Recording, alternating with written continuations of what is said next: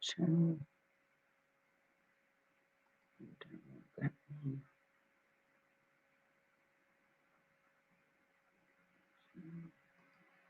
Oops. Don't want to go there. No, we want to go back. Go back, go back, go back, go back. Oops. Turn that off. Hey, Big Red, how you doing? Just give me a minute. I always forget to turn the comment section on underneath my live streams. So I'm doing that right now so that I don't forget later.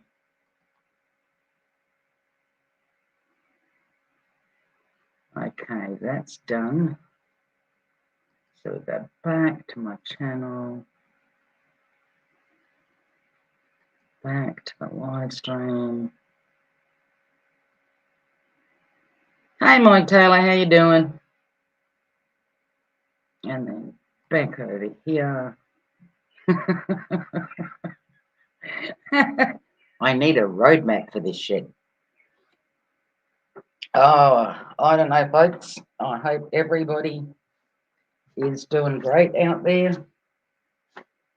I know that that's a stupid ass thing to say, considering of everything that is practically happening overnight, you know, overnight.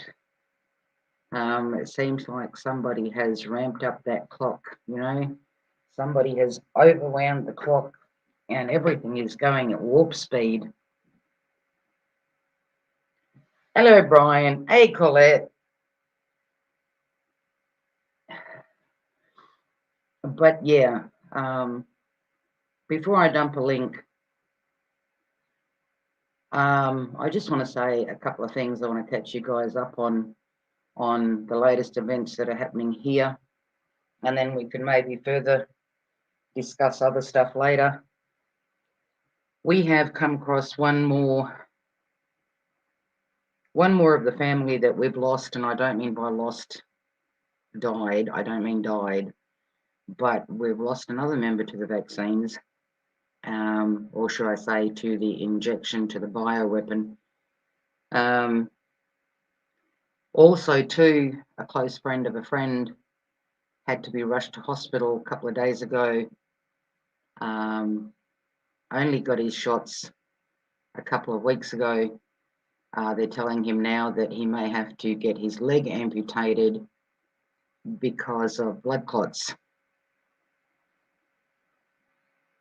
Another one, this one family member, ended up getting a shot, rash over the whole complete body. And I'm telling you these things, people, not because I want to share my family business, okay? Because it's our business, but I'm doing it to literally let people know what's going on. Because if, as I always say, if we don't fucking share, how the hell is anybody else supposed to know? And if we can save somebody, anybody, from all of this, then you know it's worth something. One guy that we also know is trying to re-educate himself as far as employment because he no longer can do the work that he was doing before. So he's trying that. We really don't think he'll have much success. Not being, you know, pessimistic or whatever, but with the condition that he's in, sitting on vibrating machinery is not the way to go. But that's for him. That's for him to learn, you know, because you can't tell people. You just can't. Nobody wants to hear. Nobody wants to listen. Nobody, whatever, you know. So still keeping an eye on everybody that we know, trying to keep tabs on them to see whether, you know, their health is either deteriorating or if they're getting sick or things like that.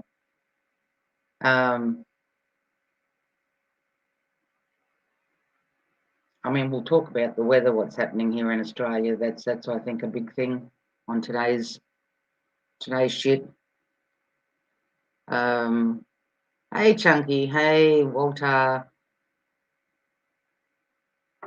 Also, too, we might as well throw Putin in there because Lord knows we know fucking every time some bastard farts somewhere on the planet, it was Putin's fault.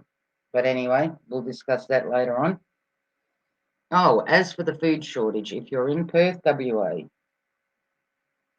I'm telling you now that there is food, but they're holding it back from you, especially the bigger stores. Because again, I spoke to somebody in a smaller supermarket and I said to them, I says, oh, wow. I said, it's really good that you guys are still kind of stocked up with food or whatever. You're not missing much. And they kind of went, oh, yeah, thank you. And I says, I'm under the assumption that Coles and Woolies are literally hiding food in their warehouse. And that same person turns around and says to me, I think so too.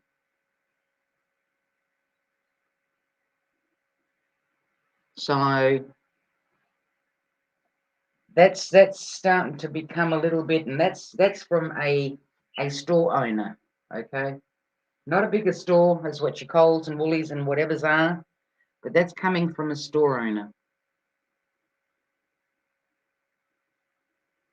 So that's something to be aware of. I mean, obviously, people constantly and forever living in fucking fear doesn't help when they go and empty out shops. It's going to create a bigger friggin' event than what it need be. You're falling for the shit all over again.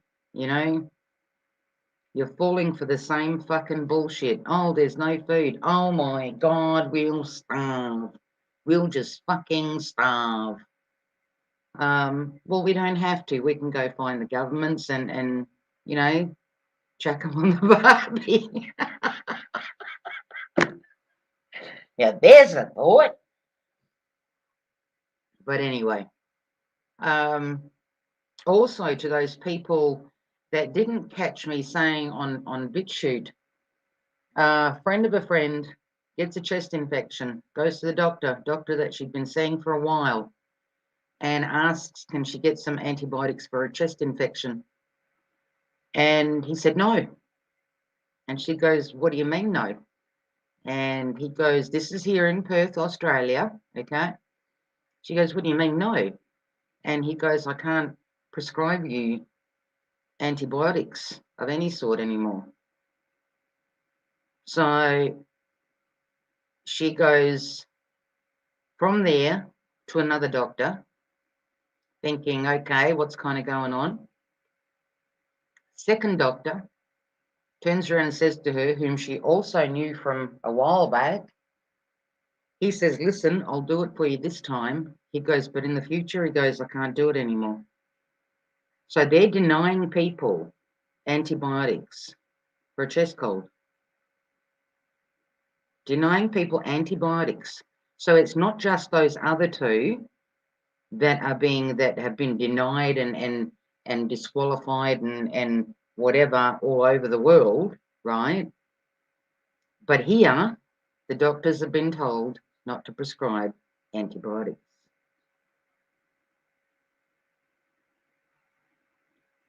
I mean, my question is, where are these fuckers' morals and ethics? Where are their fucking morals and ethics? These are the people, the patients that go to these doctors. Do these doctors not realise that when they lose most of their patients, they're fucked? They've got no way of making money anymore.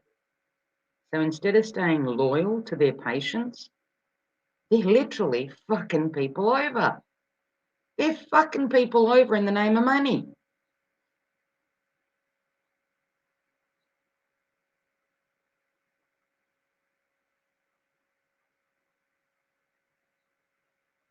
Oh, listen, there's many things that people can take, Chunky, many things that people can take for, I mean, geez, if you catch the flu, stick some Vicks under your fucking nose.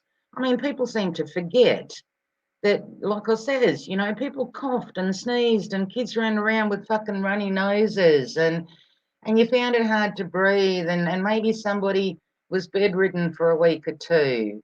So fucking what? Have you forgotten? Have you forgotten that we've been coughing and sneezing for fucking years? Nobody fucking keeled over on the street from somebody sneezing next to them. Stop being afraid, people. Stop being afraid of every fucking thing that is put out there. You know, I mean, you gotta look at it. Freedom ain't free, okay? This isn't about health anymore, and we kind of figured this out a couple of years back when this bullshit started, okay? We weren't seeing what we were being told. It's not about your health, all right? It's about taking away your freedoms, and freedom ain't free. It ain't free. People need to do whatever they fucking can to either get the word out, to go and support different places, whatever the case may be. I mean, I'm extremely disappointed in Australia. I mean, Bill Gates is ecstatic. He thinks that every country should be like Australia. And that to me is not a fucking compliment coming from him. That to me that it says that it's what's happening here is a fucking disaster when it comes to people standing up and fighting back. You know, our own premier, as you guys know, I put him up. I mean, he looks when he says that he practically looks like he's trying not to fucking laugh. I mean, since when can somebody just close the borders to force people to do something that they don't want to do? So they're laughing. They're literally mocking. They're mocking the Australian people. They're mocking you. They're laughing in your face. And yes, it's happening in other countries, you know, but other countries, they're not backing down. They're not backing down. You know, when you look at Europe, the countries that like are standing up and the trucker rally things that they're having and the people, the amount of people out on the street, and they're doing it constantly. They're doing it constantly. It's not like a once a month thing. It's not like let's get together and have a fucking Barbie for fuck's sake. Fuck the Barbies.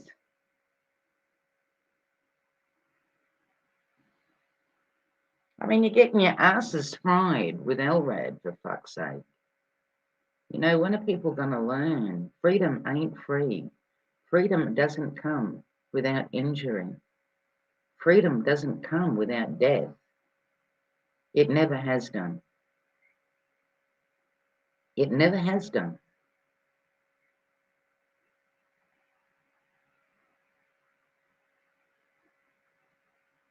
Never has done.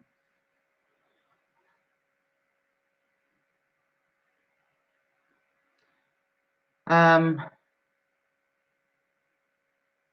what else was I going to bring it up to date with? Yeah, I did the antibiotics. Oh, and for those that missed it, I was trying to find a doctor, as you guys know, still looking, mind you.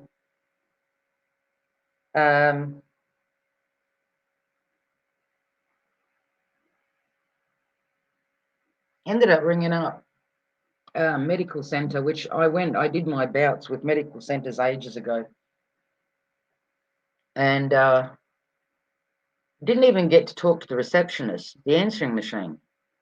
And it's spitting out all this fucking crap. You know what answering machines do, the time that it's open and closed and yada, yada, yada. And it gets to the point and it says that at the door, you have to show whether you're vaccinated or not. People, for those that have been with me for the last couple of years, From day one, I kept saying to you, don't do anything. Hold off for as long as you can. Don't do anything. Don't do anything. Don't do anything. I try and bring out information as quick as I can. When I see it, I try and bring it out.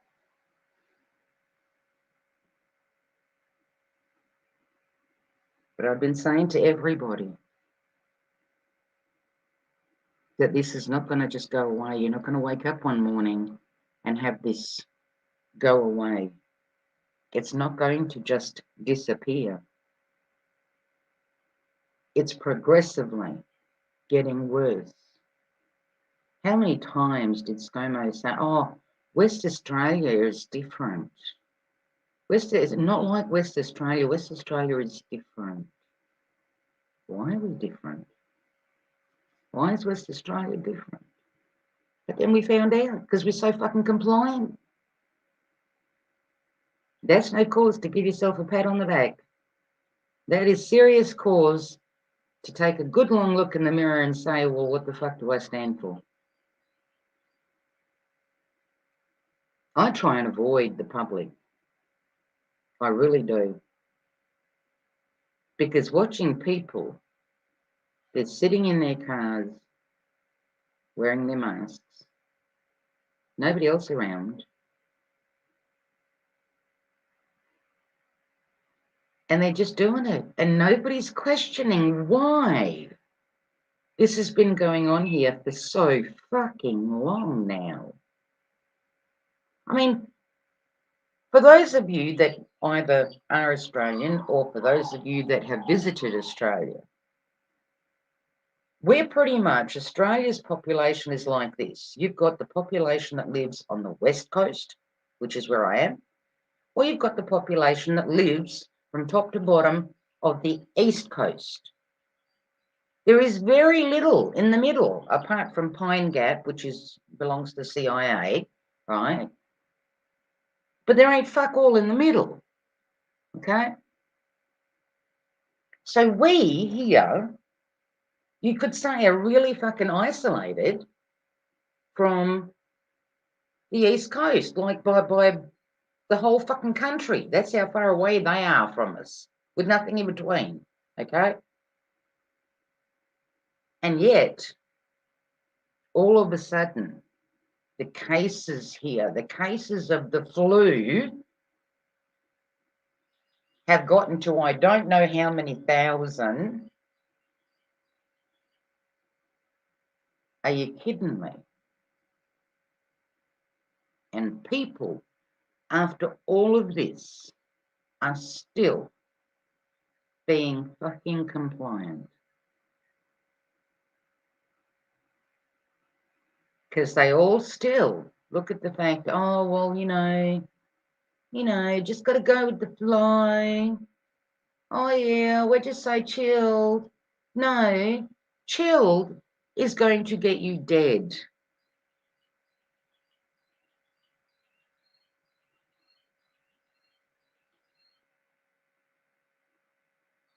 Okay, there was a document, not a document, a PDF file.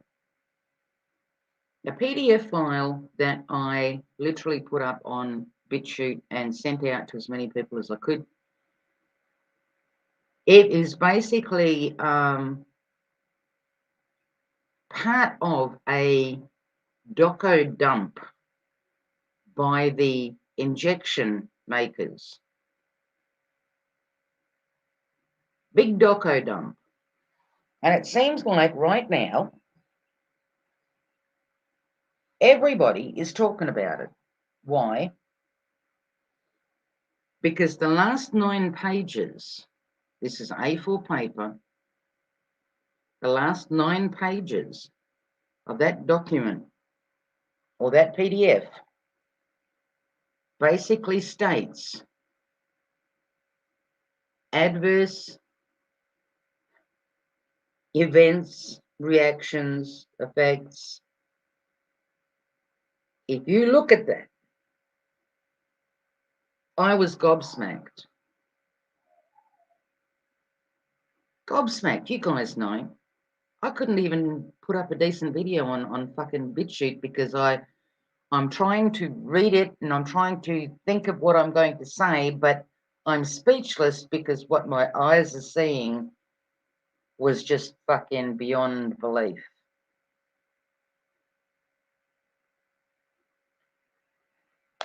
Tremlin, that is correct.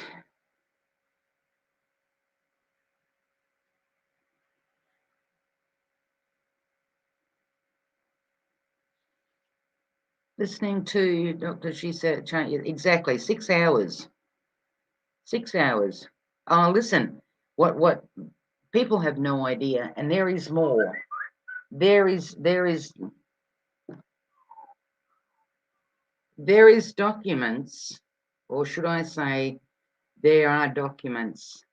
I left the video up on BitChute so that you can go to it. You can go to the actual website, and I show you exactly where they are and where you can download all of this stuff and look at it yourself. Rather than believing anybody else, read through it yourself.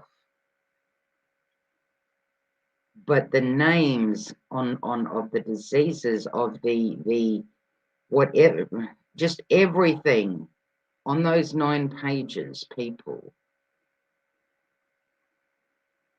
any normal Joe or Jill, you've just never heard of this shit.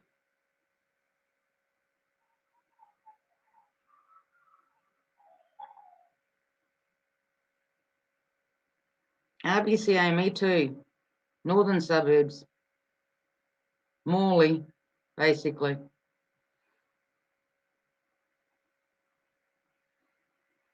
But you can find that over there because you guys obviously know.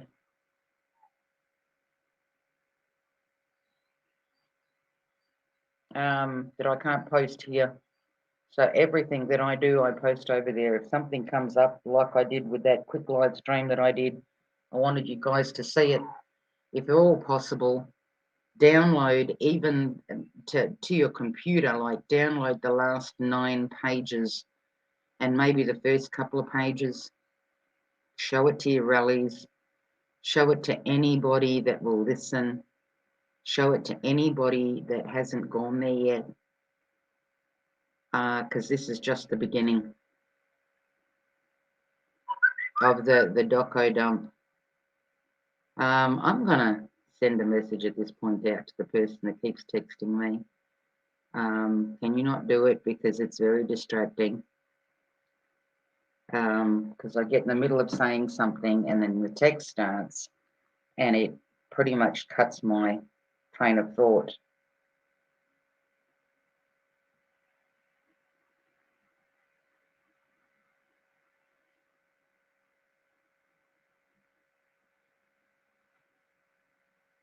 Anyways, so yeah, it's the last 9 pages that are of mega importance because that lists.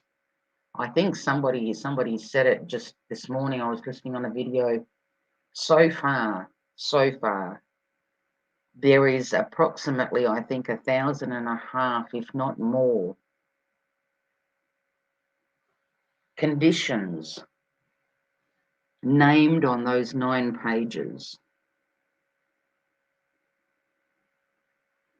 Just on those 9 pages, and that's from a 3-month period, if I remember correctly. But what I find odd was, and if you guys watched my follow-up video on BitChute, I came back and I spoke about those papers again. I had downloaded that document back in September of last year.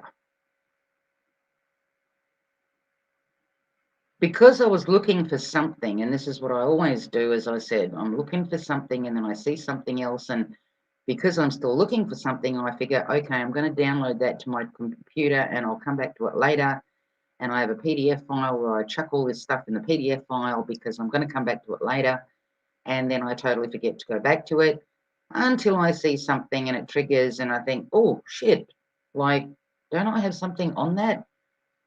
Well, they're all saying that this stuff came out now.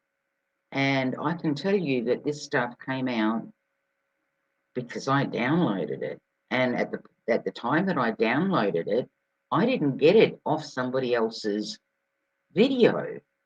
I downloaded that PDF file off the internet.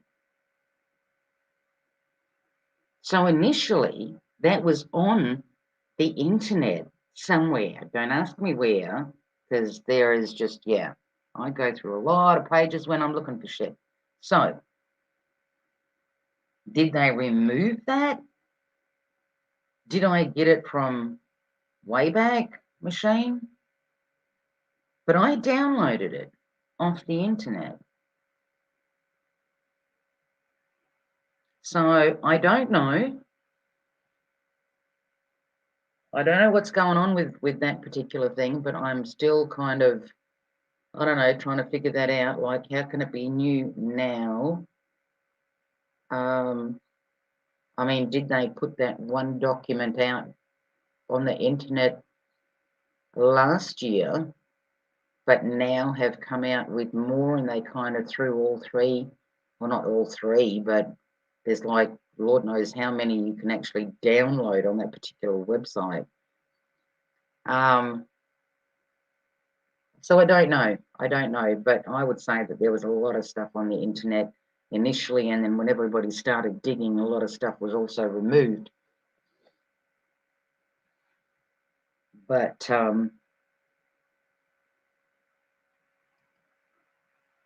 let me drop a link.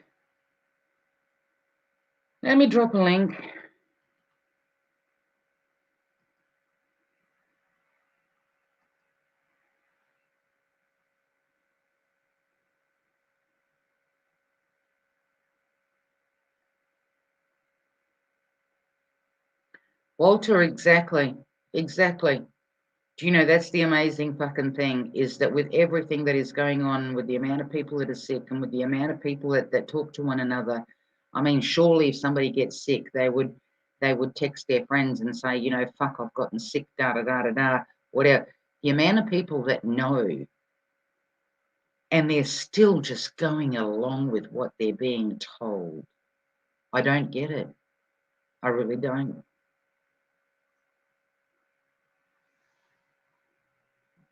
That people aren't fucking demanding. And it's not about demanding, because really, when you look at it, like I said, if you think that freedom was a God-given right, then I question, why would I need to ask for my freedom back? Who am I asking? If it was a God-given right, who am I friggin' asking, and why am I asking? I mean, surely people have a right to breathe fresh air. I mean, when did we make that illegal? Well, we know when we made that illegal, when everybody just went with the flow 2 years ago.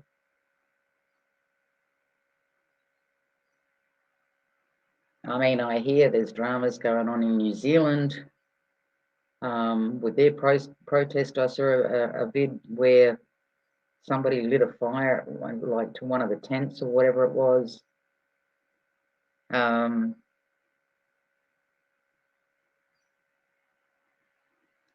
Then I look at Australia and the things the rallies that are going on in eastern states and what have you. This is no time for division, people. No time for division. But I also say, be extremely careful who you follow as far as parties and whatever. And I've said it before, because there's going to be nothing worse than putting in the same kind of crap that we've got at the moment. So in that regard there, be open-minded and listen. Listen. You guys should know better if you've been following me for a while. I taught you a long time ago. You listen. Don't always interact. Don't always throw a comment in. Don't always whatever. Just listen. Listen to the joining words, the past tense, the whatever. Listen to the joining words. And eventually it'll come clear to you as to who you want to follow as far as politically goes.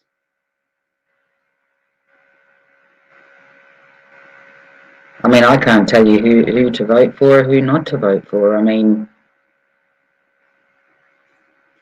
right at this stage, right, right at this stage, I'm rooting for Pauline. I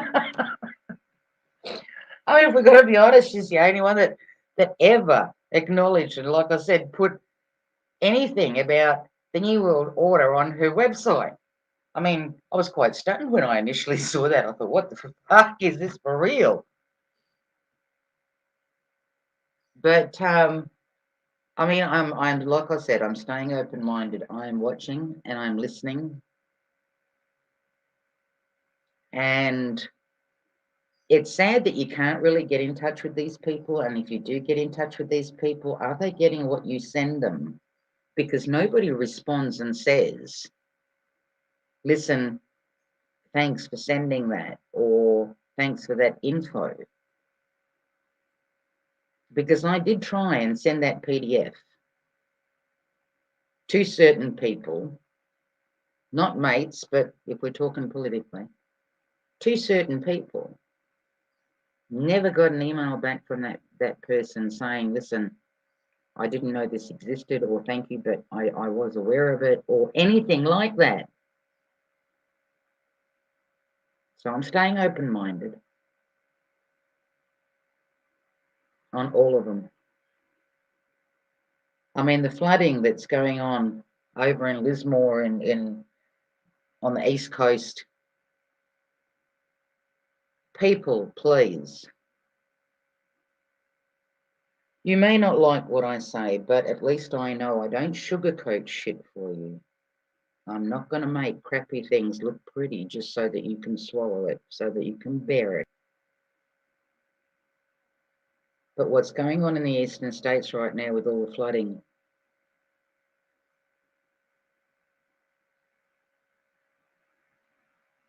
stop looking for help from other places. And this is what I said months ago when somebody put a video out to the world going, SOS, we need help. No, you don't. No, you don't.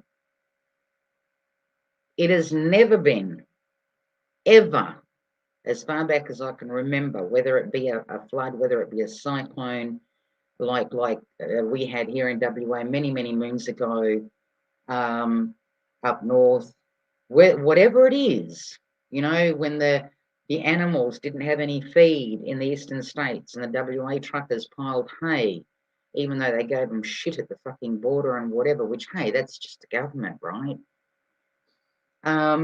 It's always been people helping people. Stop waiting for your government to come in and help you, because they're not going to. They're not going to. If you haven't learned that, forget everything else. But if you haven't learned in the last 2 years that the government is against you, because if they weren't against you, they wouldn't be pushing this inoculation on you. They wouldn't be lying to you through their teeth.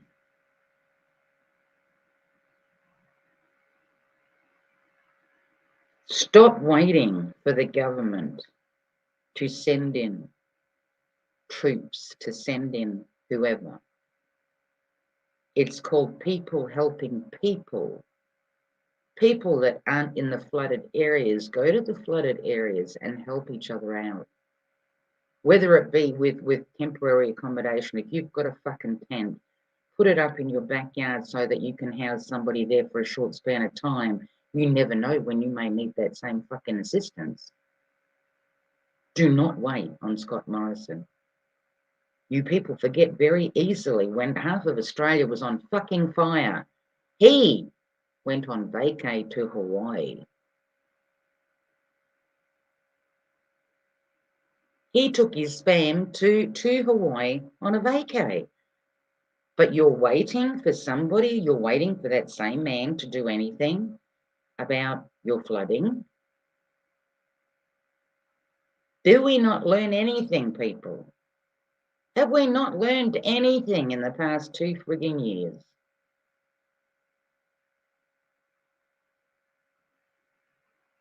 They don't care about you. They never have. They care even less now. So if you're going to be waiting and asking, we need help here, you don't. You've got each other. You've got each other. Don't sit back in the next suburb and go, well, it's not affecting me. Don't sit back in the next state and go, well, no, it's not affecting me. Screw the fucking passes or whatever there is out there, because people need your fellow man, your fellow Australians need your help. They need your help. Don't wait on the government, because the government ain't coming.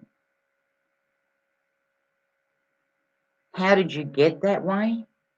If you still don't believe in weather war, in weather modification, I don't know what to tell you anymore. I've been pushing that shit for fucking years.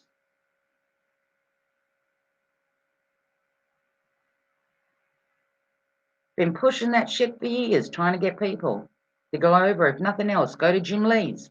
I used to say to people, go to Climate Viewer, his website, brilliant fucking website, got all the history on weather mod, you name it. It literally tells you there.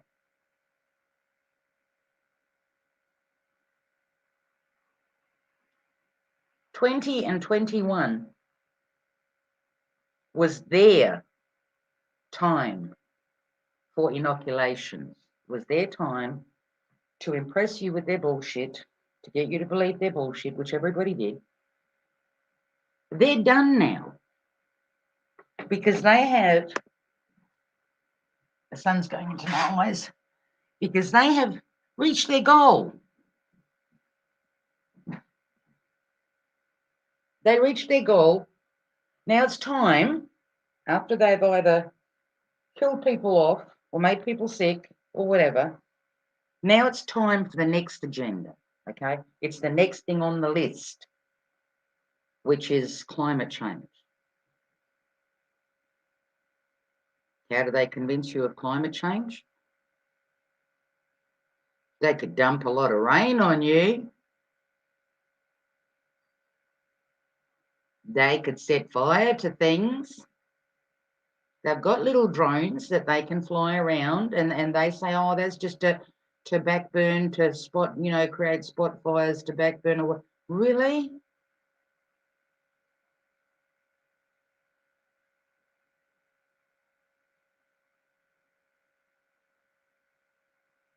If you don't believe it, people, I can't do anything much for anybody anymore. I mean, the information is there. The information is there. You just got to look for it. I mean, I try and post stuff, like I said, over on BitChute. I post stuff there. I posted stuff there from the CSIRO channel, the weather making. They say that, oh, it's at the experimental stage. But have a look at the date on some of those things, and then ask yourself, well, if they could do that then, what are they doing now? It clearly tells you that they're making fucking rain, that they're cloud seeding. I mean, Jackie Lambie years ago, when she was on, I think she was on the board or something or other of the Farmers Association or whatever it was in Tasmania. She was wanting to take the government to court because the farmers had just seeded their crops. They'd just finished seeding. And all of a sudden, all this fucking rain gets dumped on them from cloud seeding, and their crop is sitting under 2-3 inches of frigging water. And that was years ago.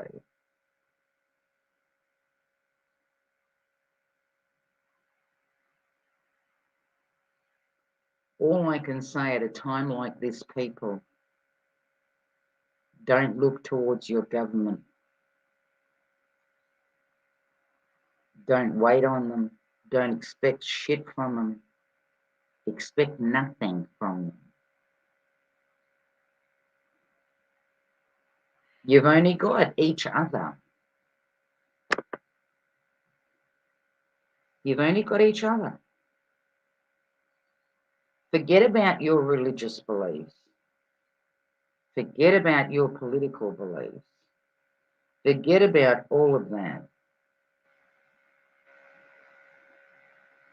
Because people come together. I mean, I always said before, why does it take a fucking disaster of any sort before people realise that they actually need each other, and people put all of the differences aside and everybody comes to the party and everybody helps in one way or another. You know what I mean? You've only got each other. You ain't in their club, you know. They got their own little club up there, like George Carlin said, and you ain't in it.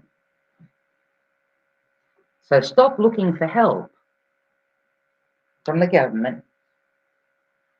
Stop looking for help from outside, because the other countries have their own issues which are exactly the same as yours. And people need to come to the realization that all you've got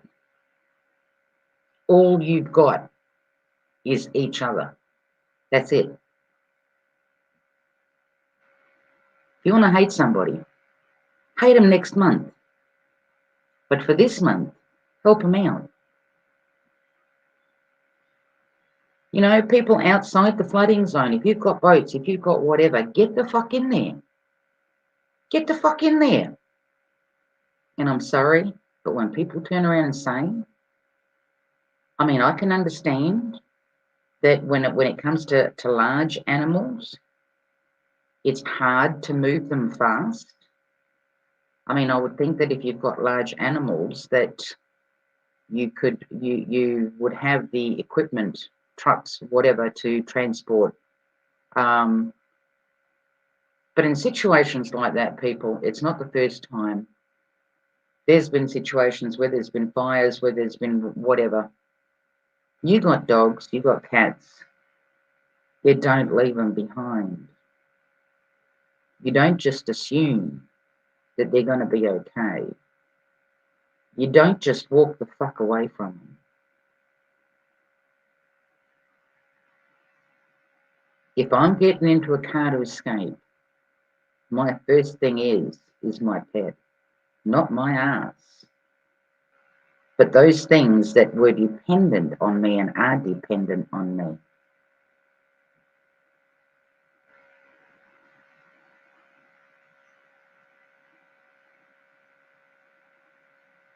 So yeah, I might not go into much more into that particular topic because it makes me angry as to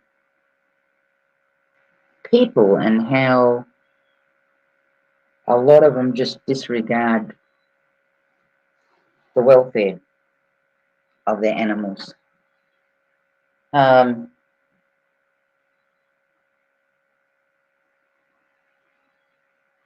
So we'll go on to Russia. I like talking about Putin. Out of all the devils I know, Putin's my favourite. You know, we know that all of this that is going on is just a load of crap. You guys know that I've got a newspaper from 1957, and what's on the front headline, the main article there. Oh, Russia is a threat because Russia has missiles. And this is by the US war machine. reporting that Russia is a threat. Well, I must have fucking fallen asleep through some kind of invasion by Russia or whatever, yada yada. But people, what's going on in the Ukraine? Stop falling for the propaganda. Stop falling for the bullshit. Putin, okay, is taking people. He took people, the elderly, children, the women, out of the two states that apparently had been bombed some years ago, and there was like thousands of people that died there, okay? If you look deeper into that, you'll see that the US war machine is trying to provoke the bear. And then everybody panicked when Putin turned around and said that interfering, I'm going to nuke your ass. Dude, hit that fucking button already. Damn it. If the West wants a reset, give it to them. But not Schwab's reset. And I don't care if I go down in it. I'm not expecting my ass to be saved. But people continuously keep falling for crap, constantly. It is turned out, and this is what they do, okay, because they use propaganda and yada yada, and they use the TV and the radio, and they put people on social media to put up certain kind of videos to pull people away. Everything that's going on now, they need a distraction from the inoculations because they're getting busted. People are coming out with all of this information about the inoculations and to get you off their ass because people don't have much of an attention span, okay? To get you from chasing them, they then need to create a different situation. So they created this Russia thing. And then people come out and go, oh, but he was a part of WEF.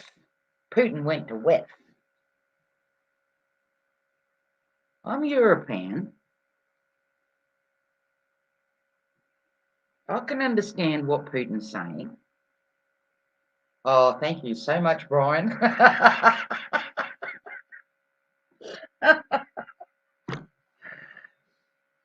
can understand what they're saying. They're my bros. We speak a similar language. We have similar traditions. Do you know what I mean? Putin is not. Maybe he went to WEF, okay? To Schwab's World Economic Forum youth of the future, yada, yada, yada. But I'm telling you now, Putin will always be a Russian first. He always has been and he always will be. Always has been and always will be. He is Russian before he is anything else.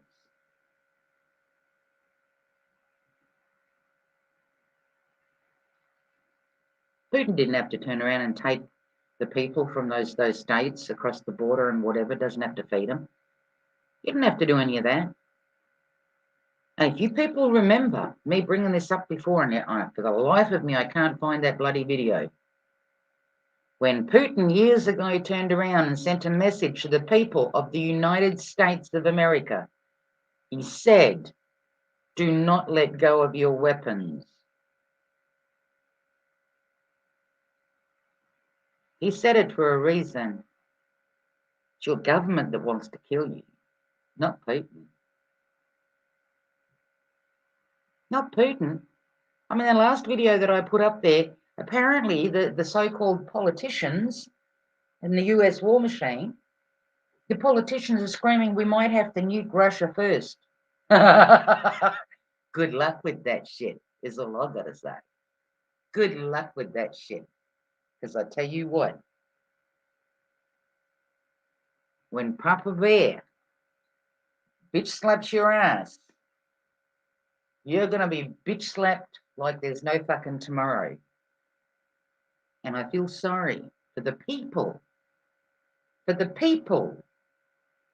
the elderly, the disabled, the just your general average Joe and Jill.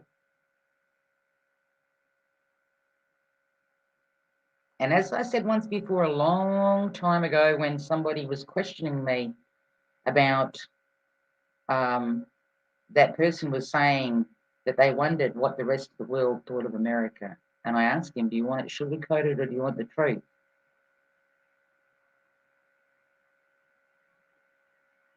But it's no different to people everywhere else. Your government turns you into a bullseye. Your government turns you into a bullseye.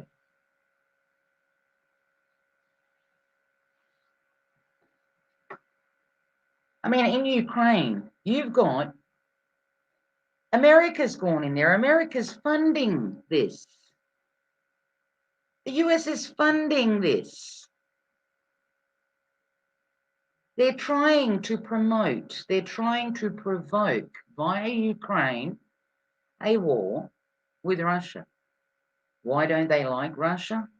My assumption would be because Russia really never followed the rules. Okay? Russia really never followed the rules. And if this has been a big plan from years and years and years ago, Russia's always been Russia and Russia has always stood its ground. Because it knows if it gets pulled apart,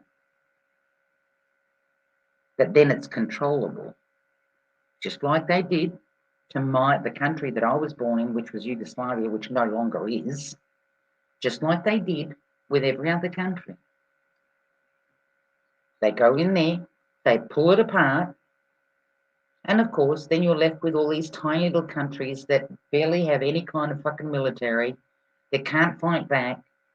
No different to when, who was it? Was Obama telling Duterte from the Philippines to go to war with China?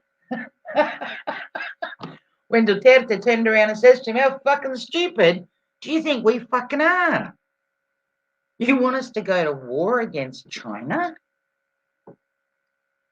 I think he ended up calling Obama at the time a fucking whore and told him to fuck off or something. I know, I loved the man at that point. I loved that man at that point. I thought, you fucking tell him.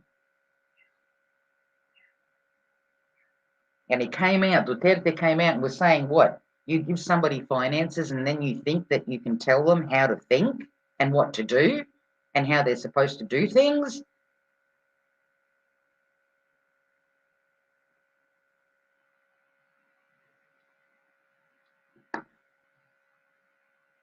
I'm kind of shocked, people.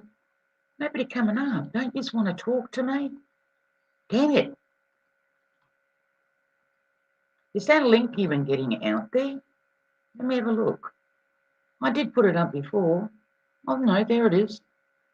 I'm just checking the other side.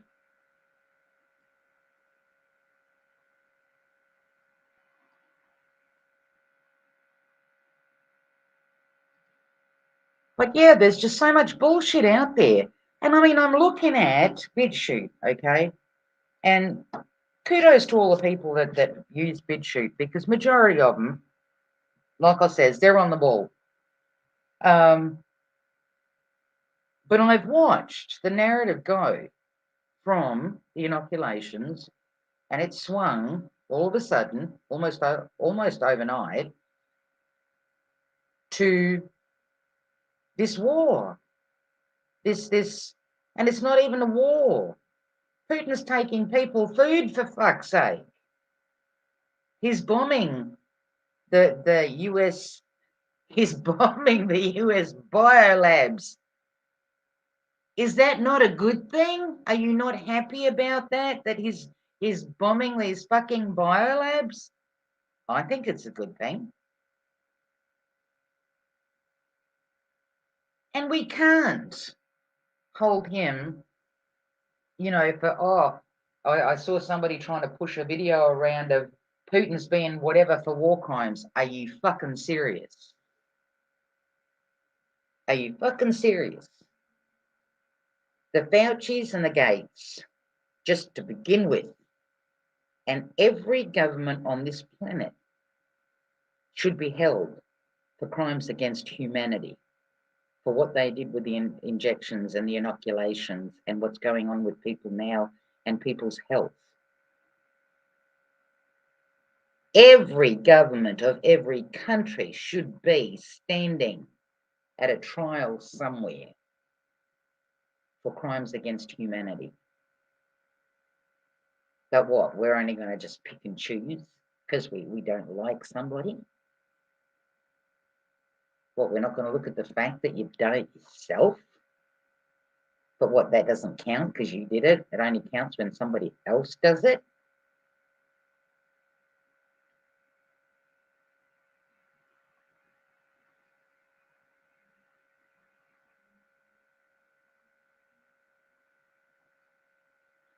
Oh, listen, Mike, the truth has been trickling out for fucking years. I guess it takes time for people to wake up. But to me, if this last 2 years hasn't been a huge, huge wake-up call to people, then doesn't matter what happens after this, doesn't matter what you say anymore, people are just not going to want to listen. Some just don't want to fucking know. You know? Some just don't want to know.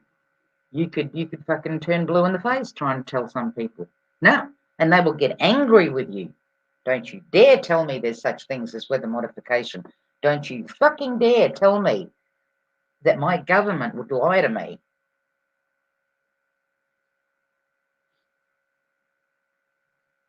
They will argue with you over it.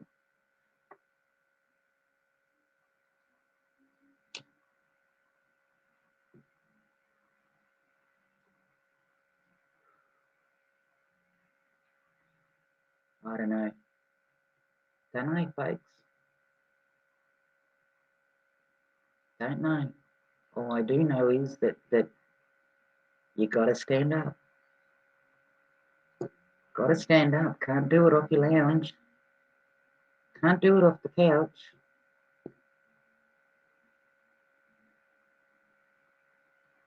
Can't do it that way. And like I said, freedom ain't free. It ain't free.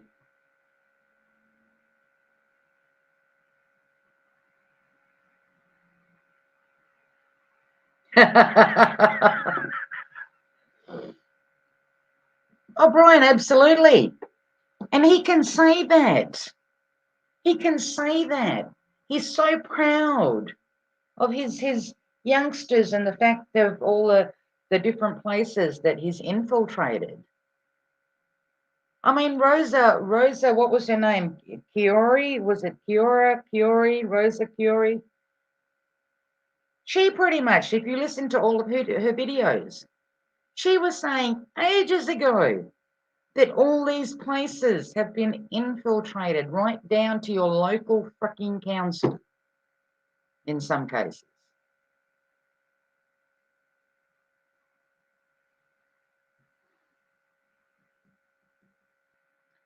And they can do that. They can do that. Why can they do that? Because people are so fucking divided over junk. Over junk. That they can't see the forest for the trees.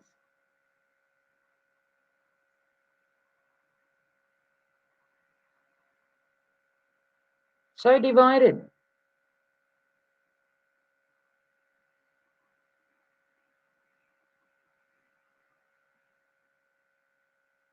Don't know. I don't know. I wish I could sit here and say to everybody that I can see things getting better. Sadly, I can't. Not in Australia. Not in Australia.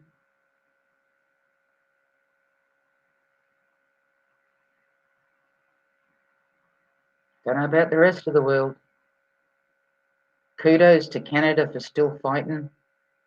Kudos to them for still staying in the streets. Kudos to everybody across Europe that are staying in the streets, that are just not fucking moving.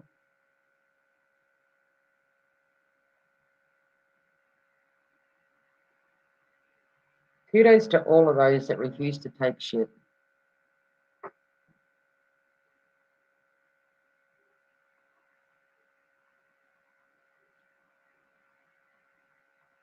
You know, I mean, people used to laugh before when folks would come out and say, "Oh, look, there's, you know, they've got concentration camps. Look at the wire, the this, the other." People used to laugh and go, "Oh, what a fucktard! You know, what a dickhead! Like, what are you putting up, man? You know?"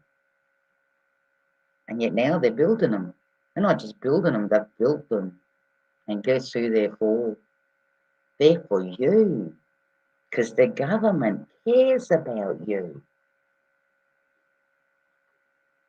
They're for you.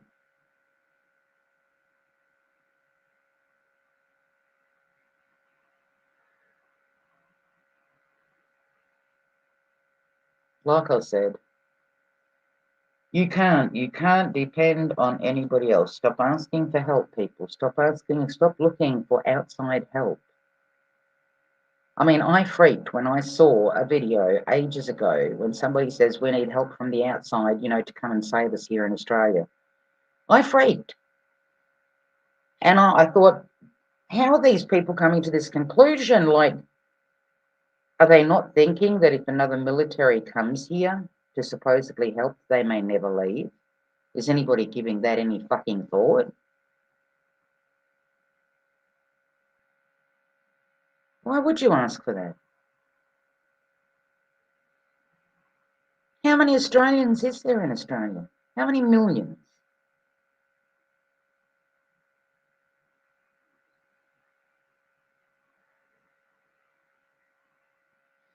Brian, they weren't even put there for that. They were put there to make sure that all their little departments below kept pushing the agenda. Because a lot of times they don't even provide essential services. Do you know what I mean? I mean, stop and think. Big companies, you know, like your water department, your electricity, your whatever.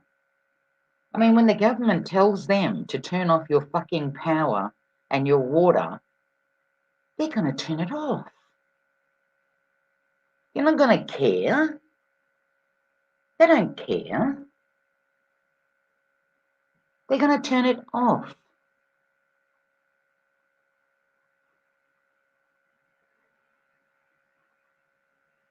Like, people haven't figured it out.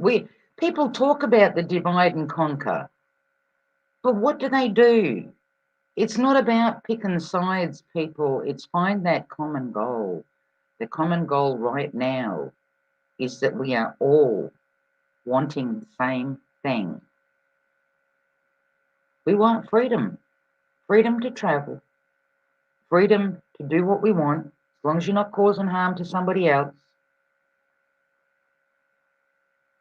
We want the truth.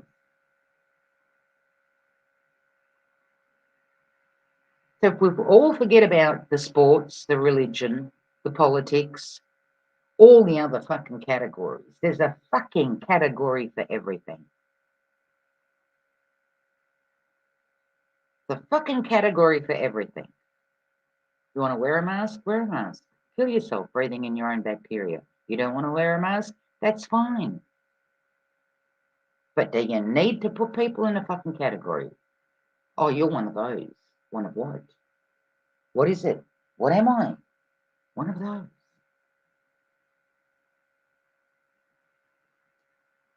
But in saying all of that, I then have to think, and this has been a big thing lately for me.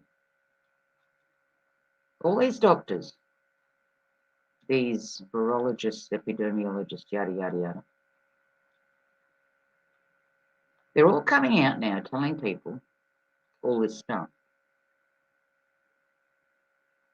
Where were they 2 years ago? Where were they 5 years ago? Where were they 10 years ago? They would have known. They all talk. They all know each other. Okay? Shit gets around. You know it does. Where were they? But now they're telling everybody all this stuff. Is it to get people riled up so bad that they can then, because remember, they're working on an agenda, okay? Is it their plan by getting these doctors to come out and tell people the truth about the inoculations,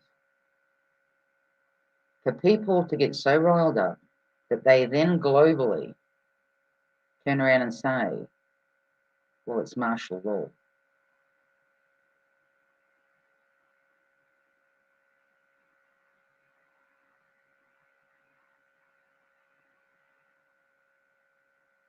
Once the military hits the streets, people, it's too late. It's too late.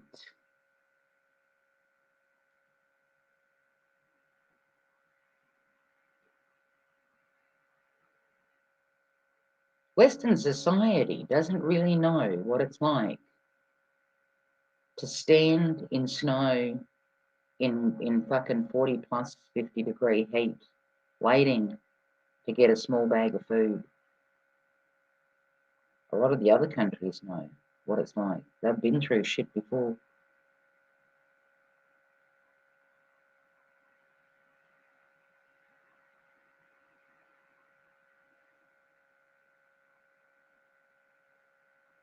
Is that where you want to go? Is that how you want to live? That you can't leave your house?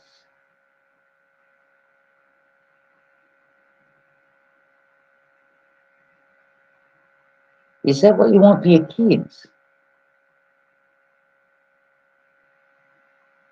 Do you know what I mean? Because it's too late when the military hits the streets. You think you've got a problem with the police? With rubber bullets? Not saying that it's okay,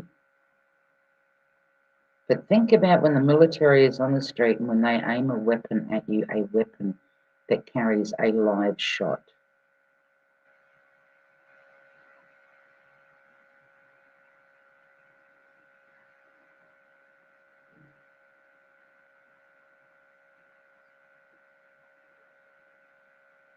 So the question that I ponder is, do they want people to be rioting everywhere? Do they want people standing up everywhere so that they can bring in global martial law? And please don't say to me that your military wouldn't do it. Please don't say that to me. Because if your police are firing at you, and punching old people and doing Lord knows what do you think the military is going to do?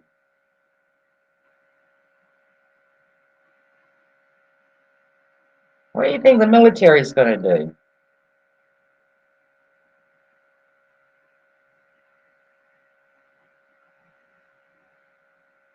Not going to come in to save you.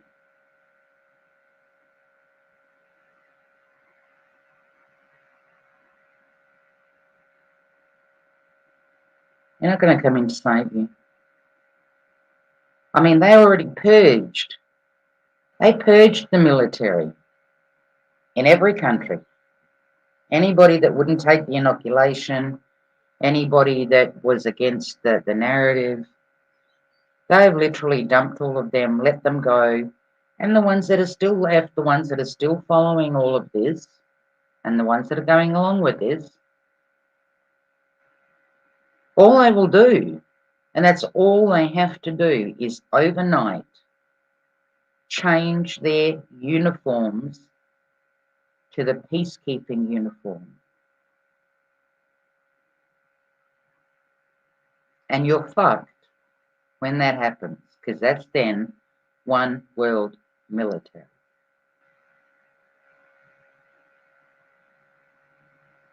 That's all they have to do. That's all they have to do. Overnight, just change their uniforms. And they're not going to care whether they point a gun in your face, because they don't know you. I've spoke about detachment before. They're not going to send people in the military to towns where they know the people, because then, of course, nobody would be doing anything. I mean, you're not going to stand there and point a friggin' weapon at your family or your rellies or the neighbour that you talk to or hang out with sometime. They'll send you to different countries. They'll mix them all up, send them to different countries so that they don't know you. Therefore, they are detached from the situation. It's no different when a country sends its military to another country to invade. They're detached. That is why they can kill old people and disabled people and children without a second fucking thought. And they'll come away bragging about it. It's called detachment.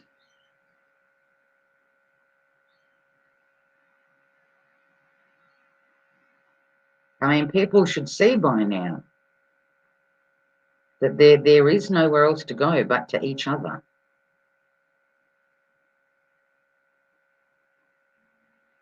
It's all you got. There is nothing more than that. Oh, and it's good to see. I actually watched a video of the US People's Rally, Trucker Rally. I get goosebumps watching that because the people that have known me for a long time, you know that I told the story. I was a part of one that happened back in 2010, or tried to, and I truly hope that this one succeeds. And just watching it, and I think to myself, okay, now on top of that, hit me with about 3 million bikers. So I'm really hoping that once it's already started, but once they get to their destination, I'm hoping that they don't back down, no matter what. No matter what. Like I said, freedom ain't free. Freedom ain't free. We got this far because we were too lazy to do anything about anything, people. You know, we just went along with the bullshit. It was too hard to think, too hard to question. So divided over sports, you know, the useless eater stuff that keeps you occupied. The sports, the telly, the whatever.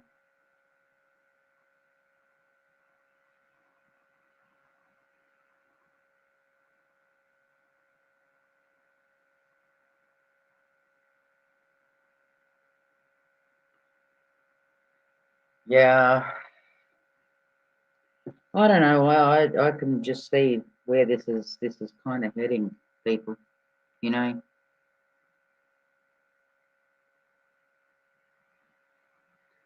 You cannot, and I'm going to repeat it again, you cannot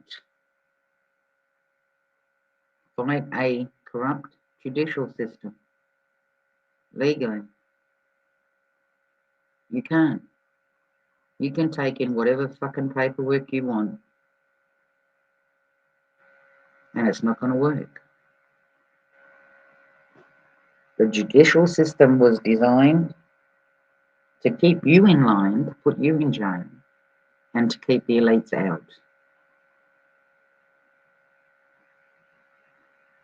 Because you tell me, with everything that has been going on just in the past 2 years, how is the court system not standing up going, what the fuck is going on? Because the judges are all in it as well. The doctors are all in it as well. The nurses, anybody that participated over the last 2 years and that is still participating and pushing it. All complicit.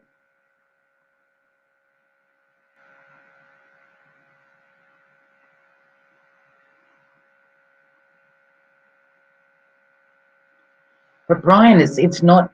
I get what you're saying. Only an idiot would fire on a man protecting his land and family. I get what you're saying. But when you end up, I mean, hey, look at Iraq. Did anybody care that somebody might be just out the back in on their little bare patch or whatever, feeding their goats? Nobody gave a shit. Nobody gave a shit. Who gave a shit? Oh, you care. I care. But sadly, it's not enough. You know, like I spoke about this ages ago when people turn and say, oh, I didn't do it, I wasn't complicit, or I this or I that. Did we do anything to stop it? No, we didn't. Just like we're not doing it now, you know?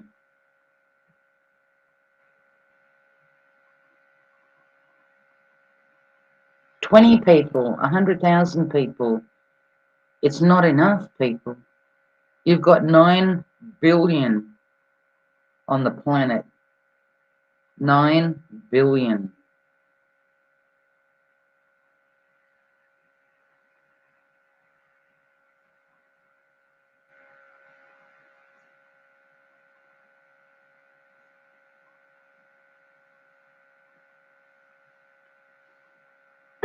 We're all, in one form or fashion, sinners on this planet. All of us. You know, all of us.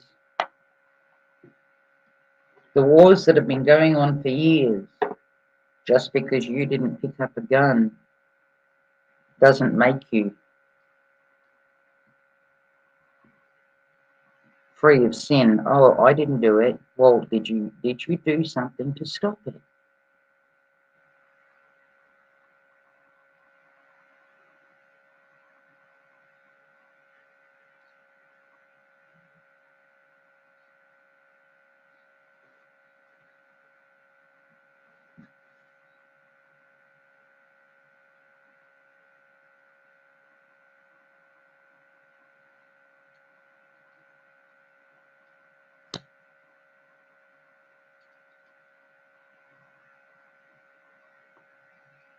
We're all complicit in something, one way or another, directly or indirectly, people.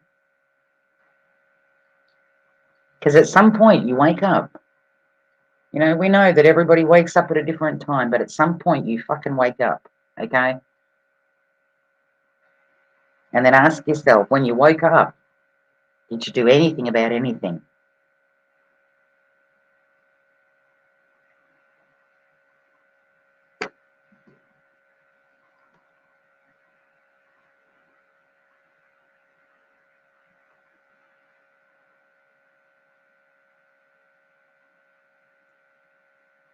Mike, the CDC is about as corrupt as you can fucking get.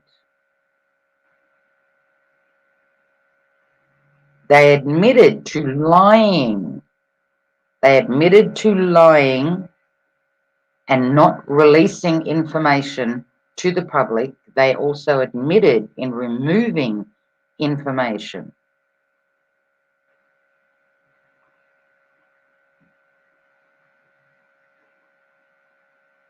The FDA, the CDC, the TGA, call them whatever the fuck you want, depending on what country you're in, okay?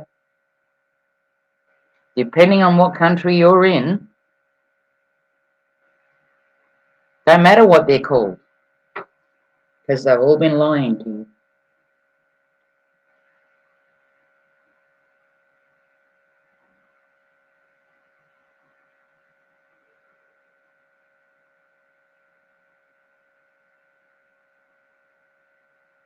And it seems that The country where the inoculation has caused the most damage, where most people get sick, they are the ones then that start coming out saying, oh, well, we have this information now, and, you know, it's causing this. Because I kept saying to myself this whole time, and I kept asking you people, what part of all of this worldwide information is Australia not seeing? How could they not be seeing the information that came out about your face muzzle not being, it's worthless. It does nothing. How could Australia not be seeing that this social distancing crap is nothing more than a military exercise to track and trace? I told you guys that fucking a long time ago. How could Australia not be hearing the Dr. Malones, the Dolores Cahills, the Dr. Sherry Tenpenny, the Karen Kingstons, the Jane Rubies, the doctors are fucking endless. Cowan, Young, you name it. I mean, how is Australia not hearing all of that?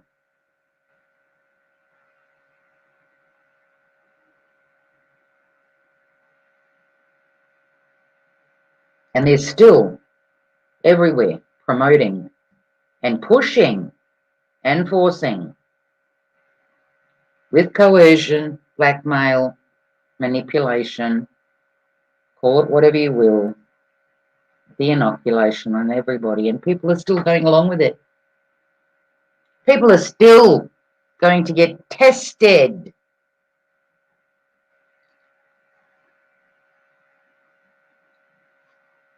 Oh my God, Blind Justice is in the house. Hope you're doing well, mate. Broken hay, Kiwi hay.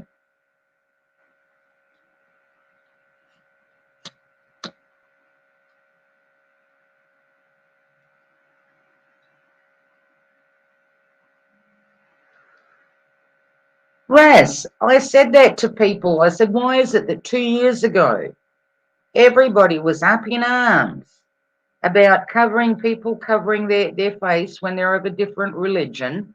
Everybody was against it. And now what are people doing? The same fucking thing. You know who gets muzzled? You put a muzzle on a vicious dog. On a vicious dog, so that it doesn't bite. That's what a muzzle is for.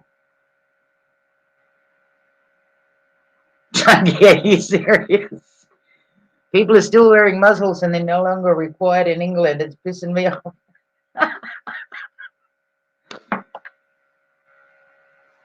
It's sad.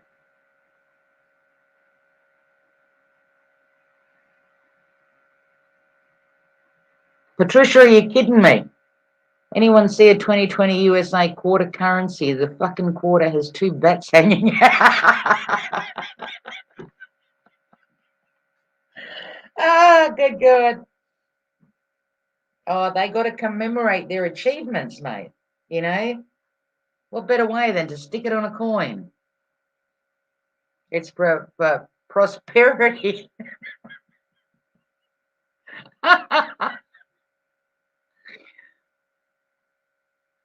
Am I buffering? Why am I buffering? No, I shouldn't be buffering.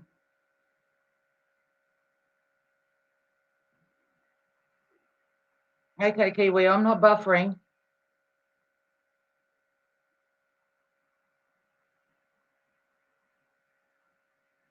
I just refreshed my YouTube page, so that should be okay.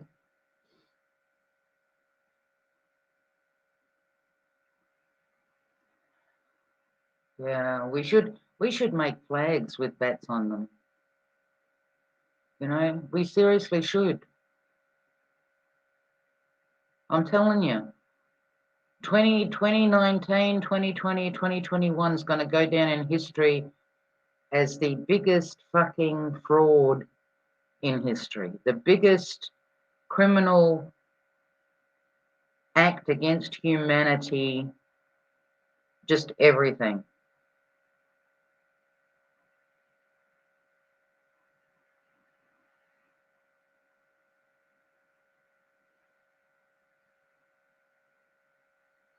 And I want to make a bet with you people. I want to make a bet with you people.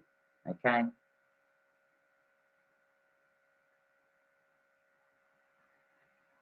I want to bet that 1 year down the track, I want to bet that 2 years down the track, I want to bet that 3 years down the track, that none of these people that were involved in any form or fashion with the inoculation end up in jail or dead or hung or whatever. I bet you anything that they will still be walking around in 2 or 3 years' time.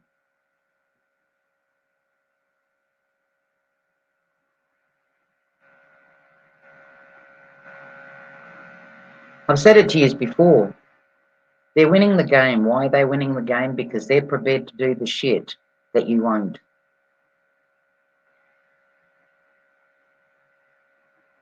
They play dirty. They have been playing dirty. They're still playing dirty and they will continue to play dirty.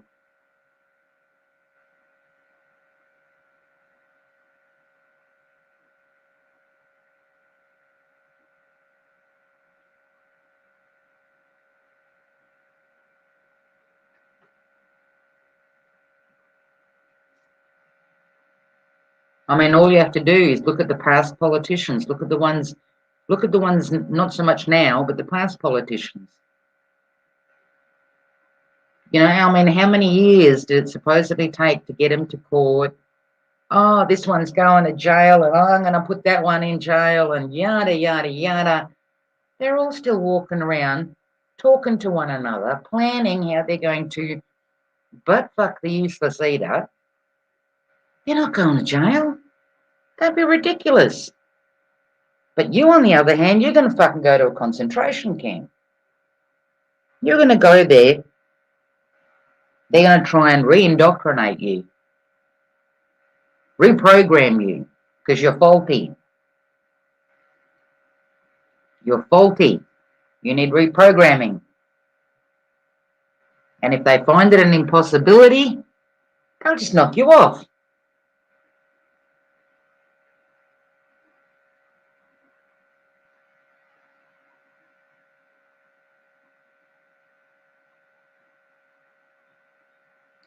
We're a Muslim and don't say a word about Nazi you would order slavery of you. Absolutely. That's just another form of control, mate. You know, it's symbolizing control. It's like, I've muzzled you. You have no right to speak anymore. You have no right to breathe fresh air. Not that we can call the air fucking fresh either, but still.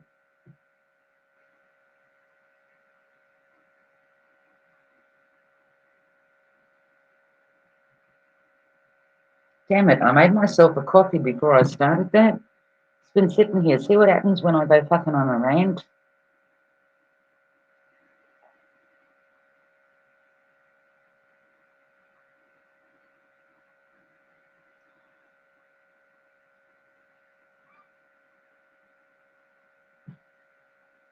It's called focus, Brian.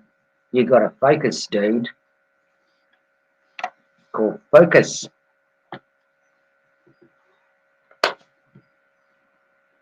People, don't be scared to come up. I want to hear other people's opinions. You know? I want to hear other people's opinions too. I might not like it, but that's okay. You might not like mine, but that's okay.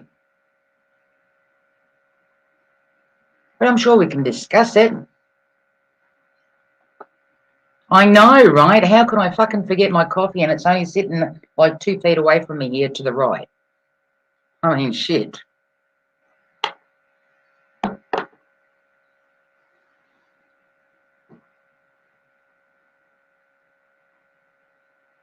Oh, that's another thing too that I was watching this morning. Apparently, they're finding out now that in the inoculation too, that there is eggs of some kind of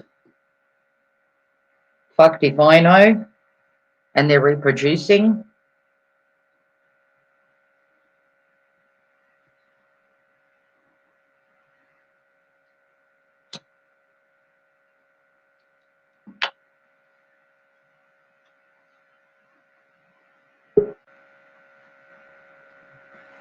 Yay! Hello. You talking to me, Perth? I can hear you. Hey, I can hear you. Been a while. How you doing? All right, how are you? I'm doing good. I kind of moved from YT over to BitChute because they kept busting me for videos and whatever. So yeah, I post all my stuff over on BitChute, which you should do too with all of your stuff. BitChute is great. Yeah, I think I don't know if Mrs. Justice has set up over there. I thought she did, but I don't know if it's posting. I have to get her on it. She was posting stuff to like Odyssey and YouTube. Yeah, the whole time that I've been over there, mate, not once have I gotten even a notification to say, you can't put that kind of stuff up or whatever. I've not been censored at all. I mean, at all. So, and a lot of the other people too. I mean, if they were getting, a lot of people were getting censored, I'd hear about it. I'd see videos coming up, going, oh, BitChute censoring or whatever. Um, yeah, no, nothing And since I've been there, and I put videos up about fucking everything. yeah,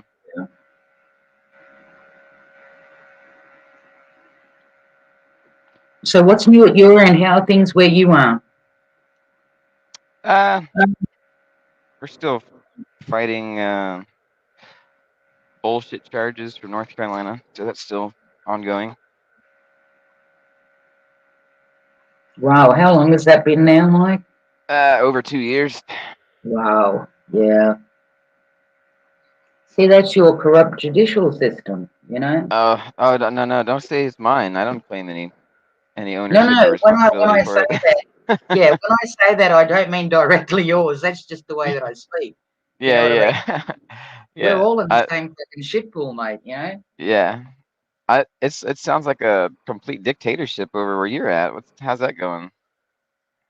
Well, it's kind of not. You've got the people that are trying over in Canberra, um, but they had LRAD pulled out on them. A Yeah, lot of people got fried in different ways and whatever.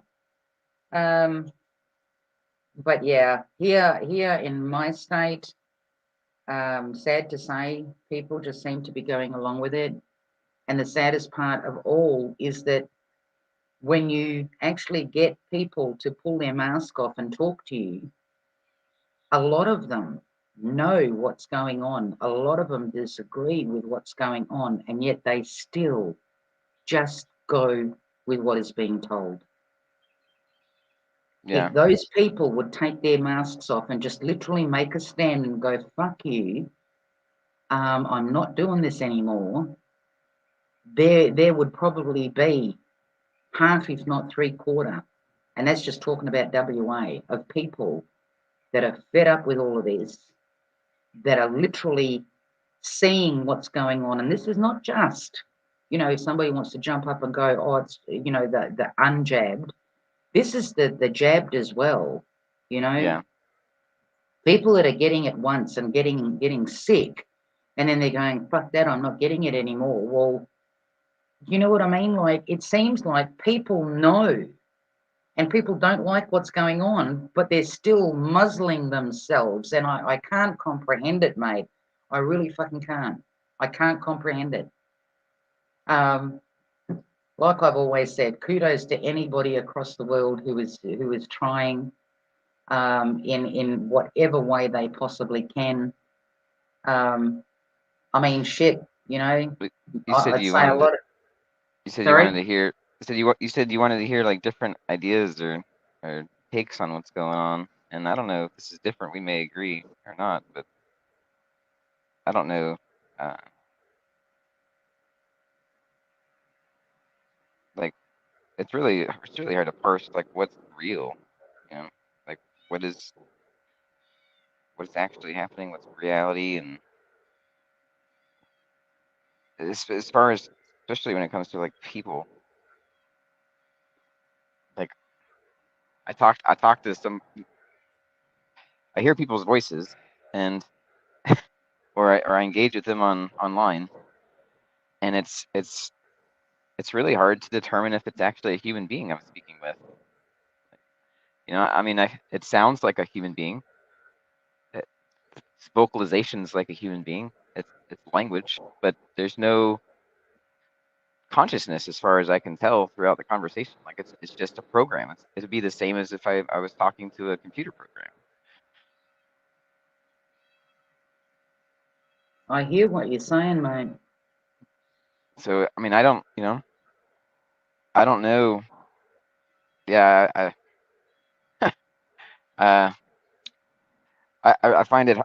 I've been finding it hard to have motivation to do anything, um, like anything at all. Not just activism related, just like to feed myself or to do anything, just because it doesn't seem. Yeah, it's I don't know. I don't know if this is a simulation. I don't know if this is just it's gotten so crazy that everybody's insane. Everybody's been programmed to such a level that it's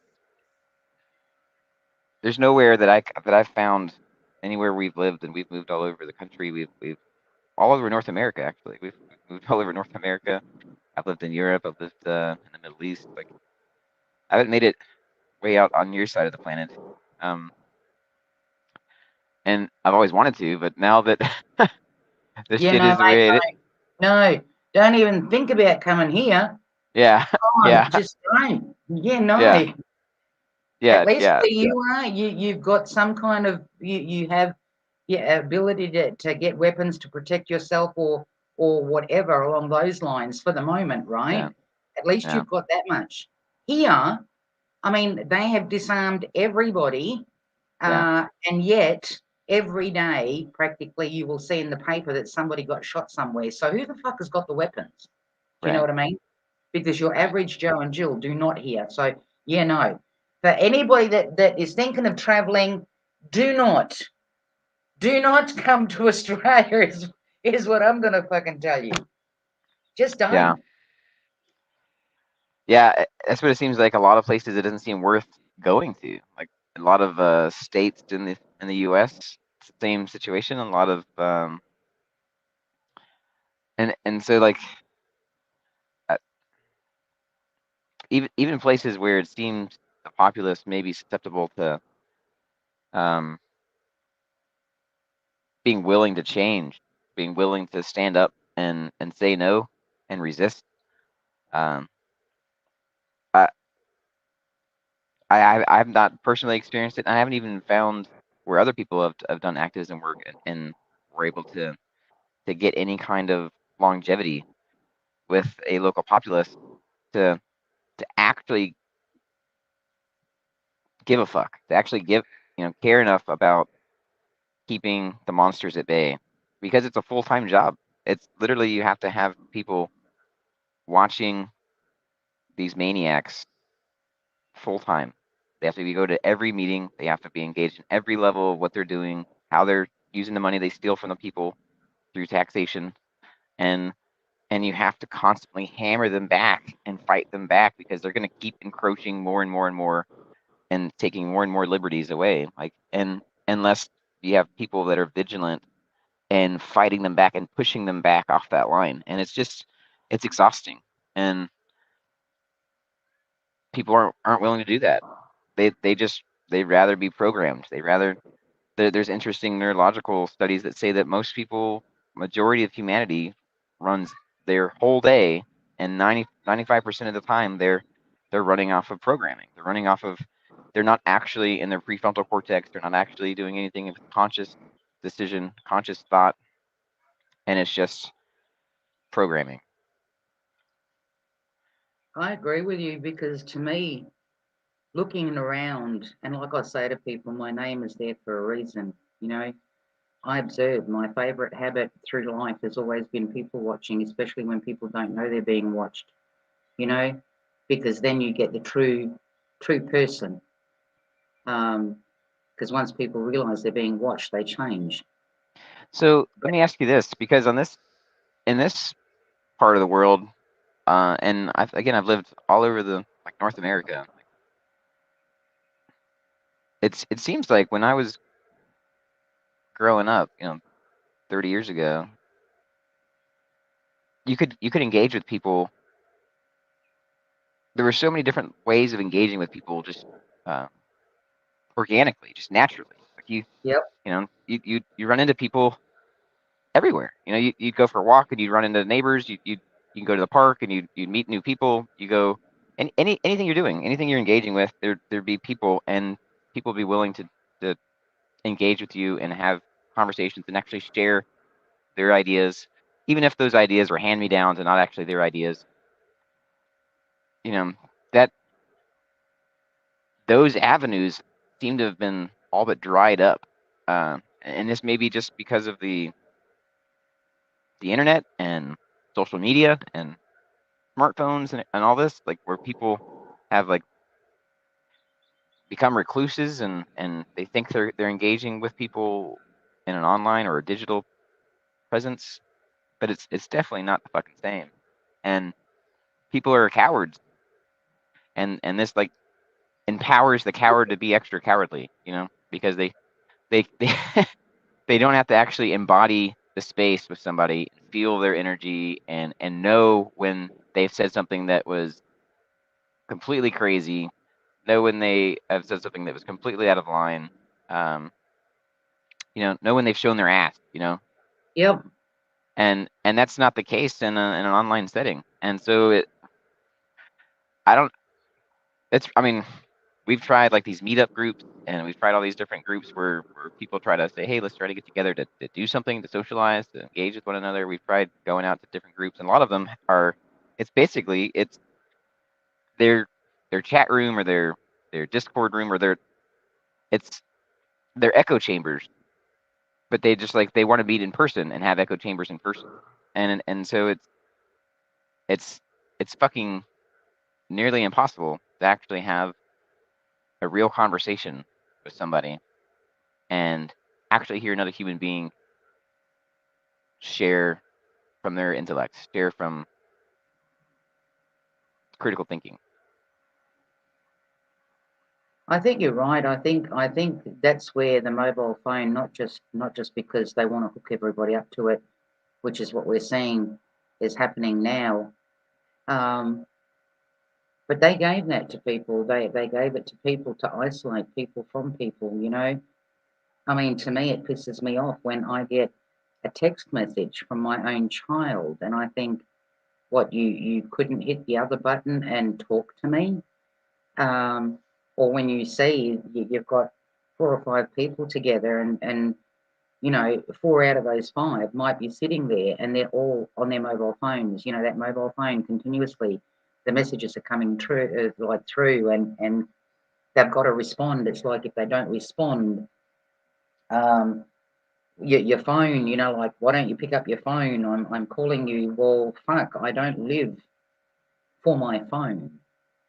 And I've said to people so many times, like, with everything that's going on, why are you even leaving the property with that thing?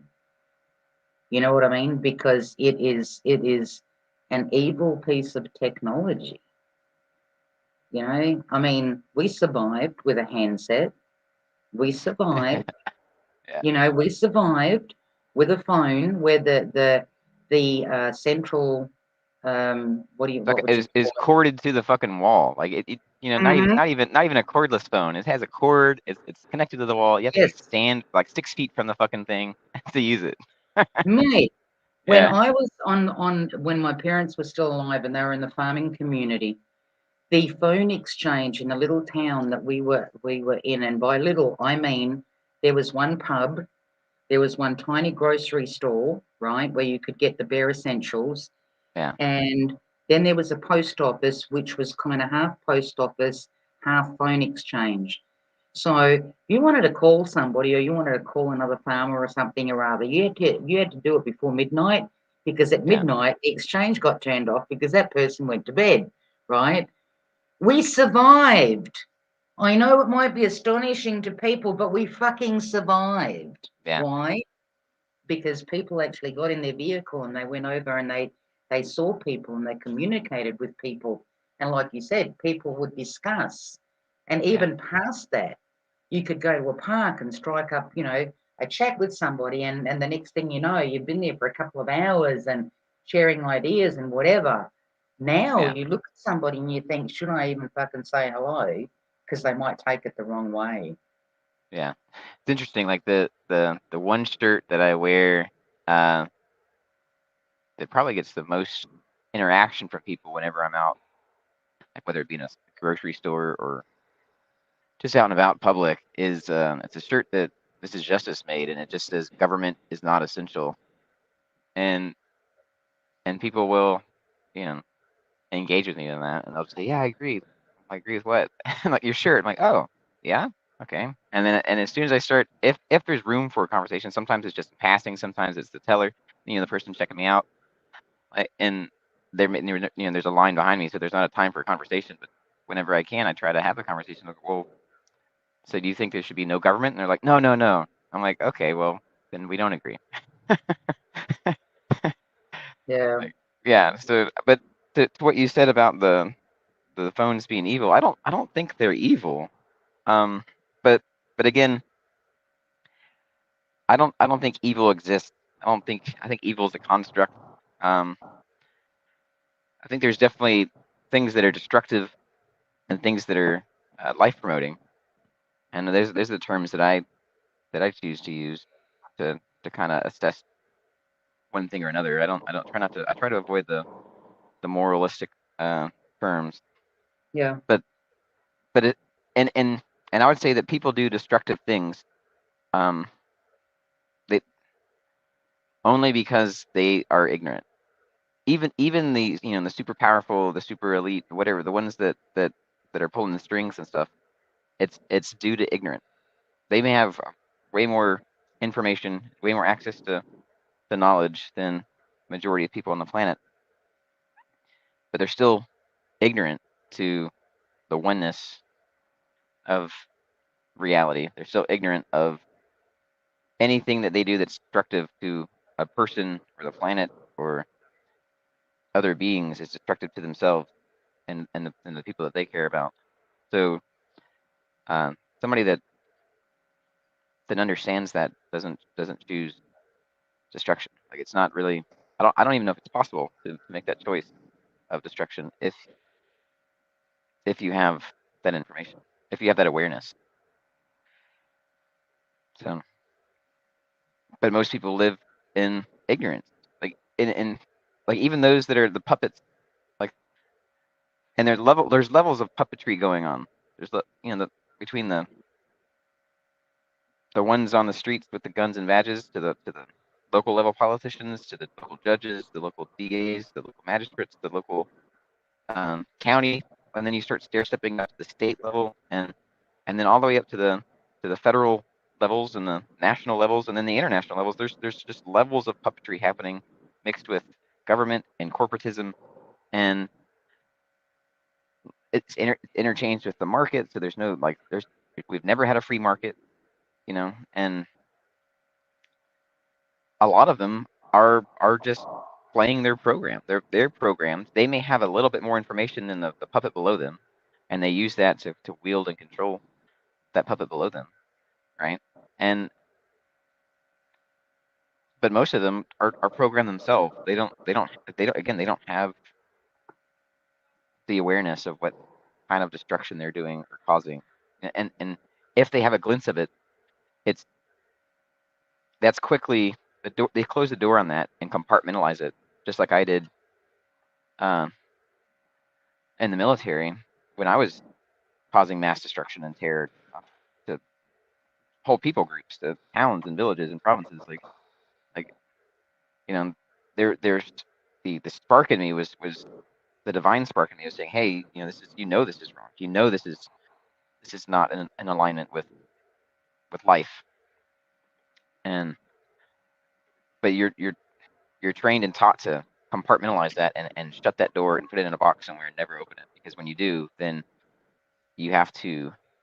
It usually goes one of two ways. Like you know you you end up doubling down on the programming and saying, okay, well, shit, yeah, I am the terrorist, I am the murderer, and I know how to handle that, and I'm trying to eliminate that, and so then they blow their brains out.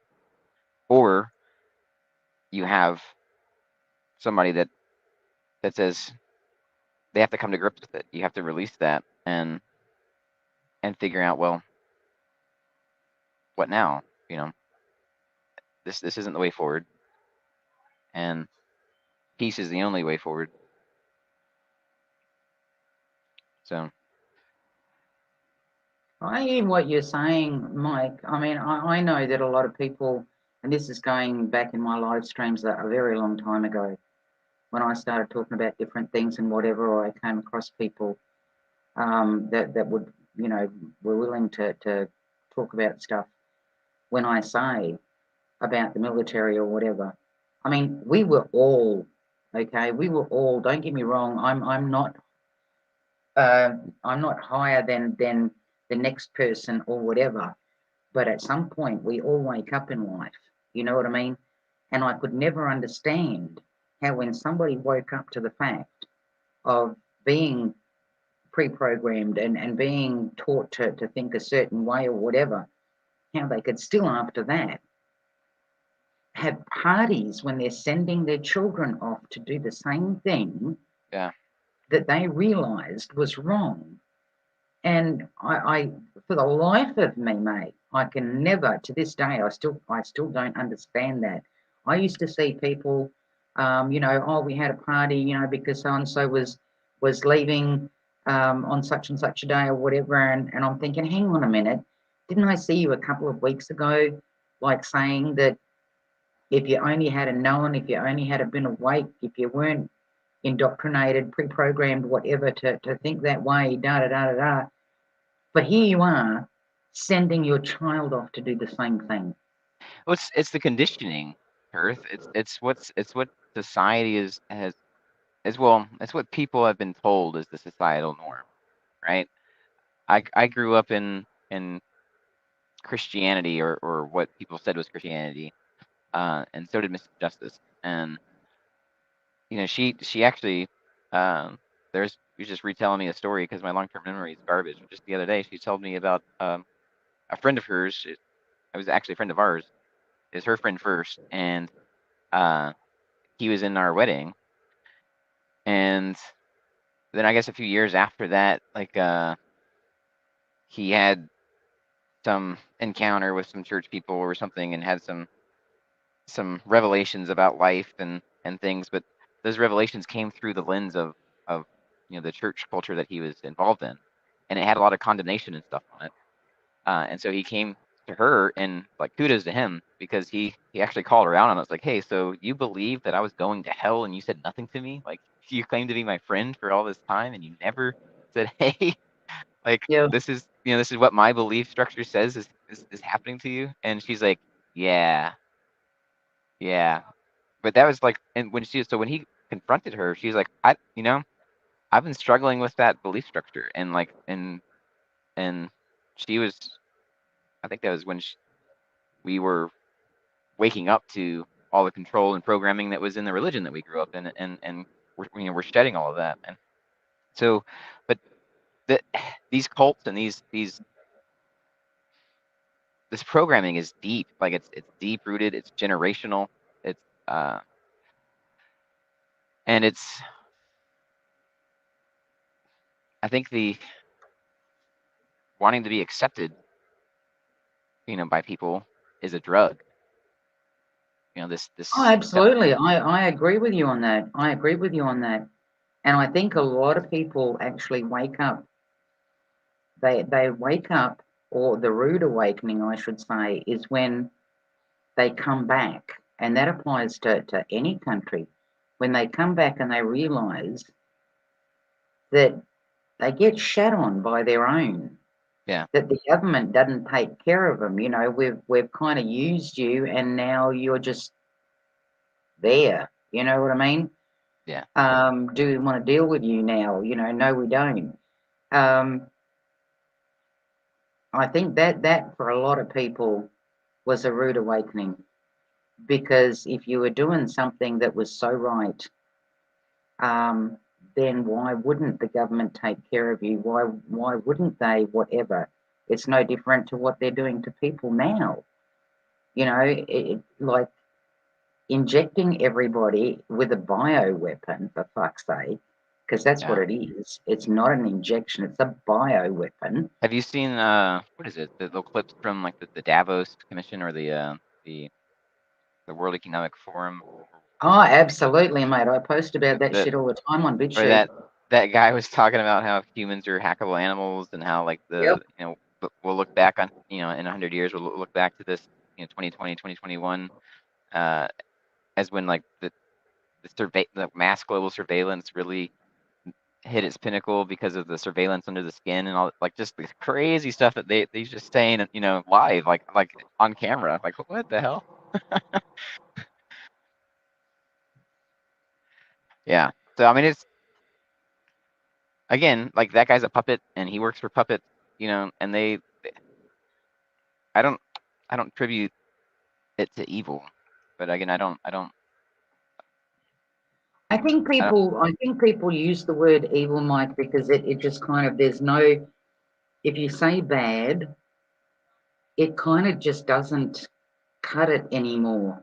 I mean, Yeah, bad would apply to, well, you were a bad boy, you stole something out of somebody's car. But to the level of insanity that this has gotten to, yeah, bad just doesn't fucking cut it. And I yeah, think, yeah, do you know yeah, what I I mean? agree. Yeah, People I use that agree. word, If you were to, yeah, I mean, yeah. Do you know what I mean? destroying an anthill is one thing, destroying a village is another thing, of humans. And I think on a level of destruction, it's we're at a pretty high level of control and dominance and destroying like the human spirit and human liberty. And I think those are interchangeable. I think the human's liberty is like it. I think it's interchangeable with their spirit. Like there's something uh, there's something about being human that just demands liberty, demands freedom. And that's not to say that you can't find it in a way, even if you're disabled, um, and you can't move. You can be completely paralyzed. You can still find a way to free your mind from the prison that is your body.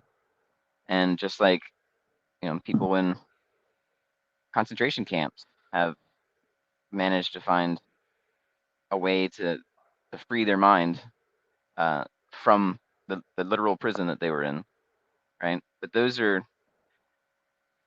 extraordinary individuals, that it's possible. Like it's possible. The potential for us is limitless. But it's difficult when everybody is just swallowing the pill. Everybody's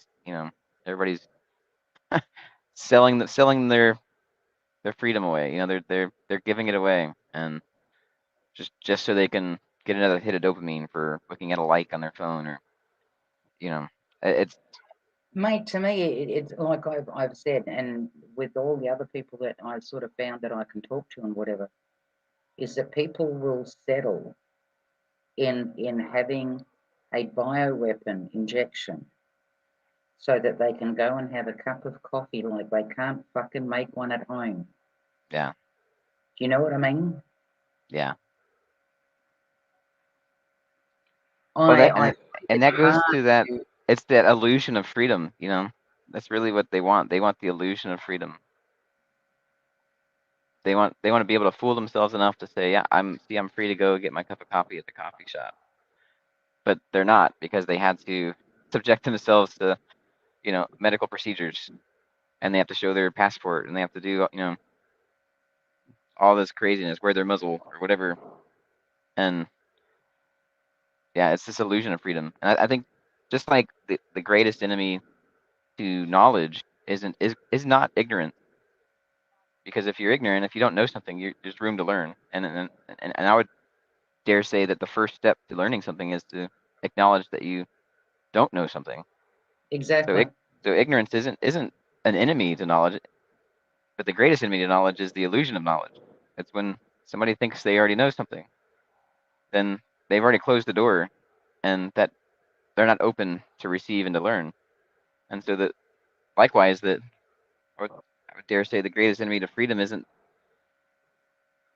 the lack of freedom, because when you don't have freedom, you you thirst for it, like you crave it. It's I would say it's the illusion of freedom. It's the pacification of the people.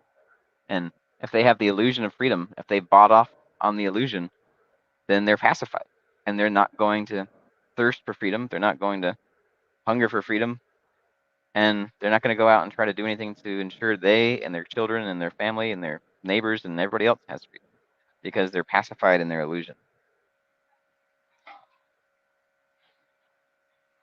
I just find it hard. I find it. I mean, going by what you've been saying and whatever, I can see that you're kind of at the same thing. I just find it hard mixing with a lot of people. Like for example, I stopped going to shopping centres because to me, being an observer, I see all these people just going with the flow, and it aggravates me. It Yeah, literally aggravates the shit out of me because I think, fuck, I'm a nobody, and I woke up to whatever. Um, I haven't been awake all my life, obviously, and we all wake up at different times. But I think to myself, fuck, at least be open minded. At least be open minded enough to sit down and listen to what somebody says and go, well, okay, I'm going to go check out what she's saying and see for myself. You know what I mean? yeah, And then go from there. But it seems like with all of this now today, there is no open mindedness at all. It's yeah, either I'm this side or I'm that side. You yeah, know what I mean? Like I will listen to somebody saying, there was a guy that we've been, well, not tracking, but we're keeping tabs because he pretty much got the bioweapon, and let's call it what it fucking is. He pretty much got that, and we're keeping an eye on him. He ended up having a bad reaction after the second one, and we tried telling him prior, don't do it, don't do it. And then he got the first one, and he started. I could see he was visibly kind of angry. I've got a mortgage and I've got a family to feed. Well, so did everybody else that lost their businesses and that fucking lost their incomes and lost their livelihoods. But don't sell out. Don't sell out. Just fucking hold in there. It's gonna be hard. People don't realize that you might end up without fucking food and you might have to ask to borrow money to survive or ask for food. It's not fucking easy. But don't sell out. Don't sell yourself out. Don't sell your family out. Because yeah, I've even said to my sister, I said to her, I says, just I think we just need to stop. We need to stop trying to tell people don't do it. Because even after you do, then you find out that they went and got it because, I want to be able to go to a pub or I want to be able to go to wherever, um, that people are just giving into it. And yeah, I'm just, it's a major head fuck. I can't put it any other way. For me, it's a major head fuck because all I'm doing now, the only position that I'm left with now, considering most of my family is gone, and I don't mean gone as in dead, but we've lost them to the bioweapon, right? yeah. There's only four of us left out of the whole family that I know of, okay? Wow. Four of us. That's me, my sister, a nephew that's in eastern states, and his wife. I flatly refuse. I mean, I could tell you things that I did nearly a year and a half ago, Mike, that would literally shock the fuck out of you because I could see where this was heading. Okay. But I mean, I can put family stuff up that I think I need to share with other people. But there are some things that obviously I leave for myself. But you could see this coming. I could fucking see this coming. Yeah. And the whole time I kept saying to people, store up on food, store up on food, store up on food. You don't have food. You're going to be left with no place to go if you don't get the bioweapon. Yeah. You know what I mean? Yeah. To the point where I actually befriended my my guy down the road from me who's got a fruit and veg store, and I support him, and I keep talking to him about this. And he says to me, he goes, Donna, I had a lady, he goes, come in the other day, and he goes, she's, I'm sorry, he goes, in COVID, and he goes, she was crying. He goes, tears pouring down her face, begging me, please don't close your shop. Please don't close your shop. Please don't stop selling food to people that are refusing to get the bioweapon. This is the level that this has gotten, like, to people where they're begging shop owners, don't lock us out. Yeah. And I can't comprehend how people, whether they've gotten the shot or not, how they can stand there and not allow somebody to come in to purchase fucking food or water. Like in good conscience, like with morals, with ethics, just simply the fact Yeah. of, I mean, fuck, I got a cat out there that I used to chase because she used to shit in my garden, right? Yeah. Apparently came from the back street. I went to chase her one day. What do I see? She's got two kittens behind her. Well, as soon as I saw that, my thoughts changed. Right. Everybody needs a chance in life. Everything needs a chance in life, you know? So I feed them, even though I can barely feed myself with what the government has done to me over the past 4 years.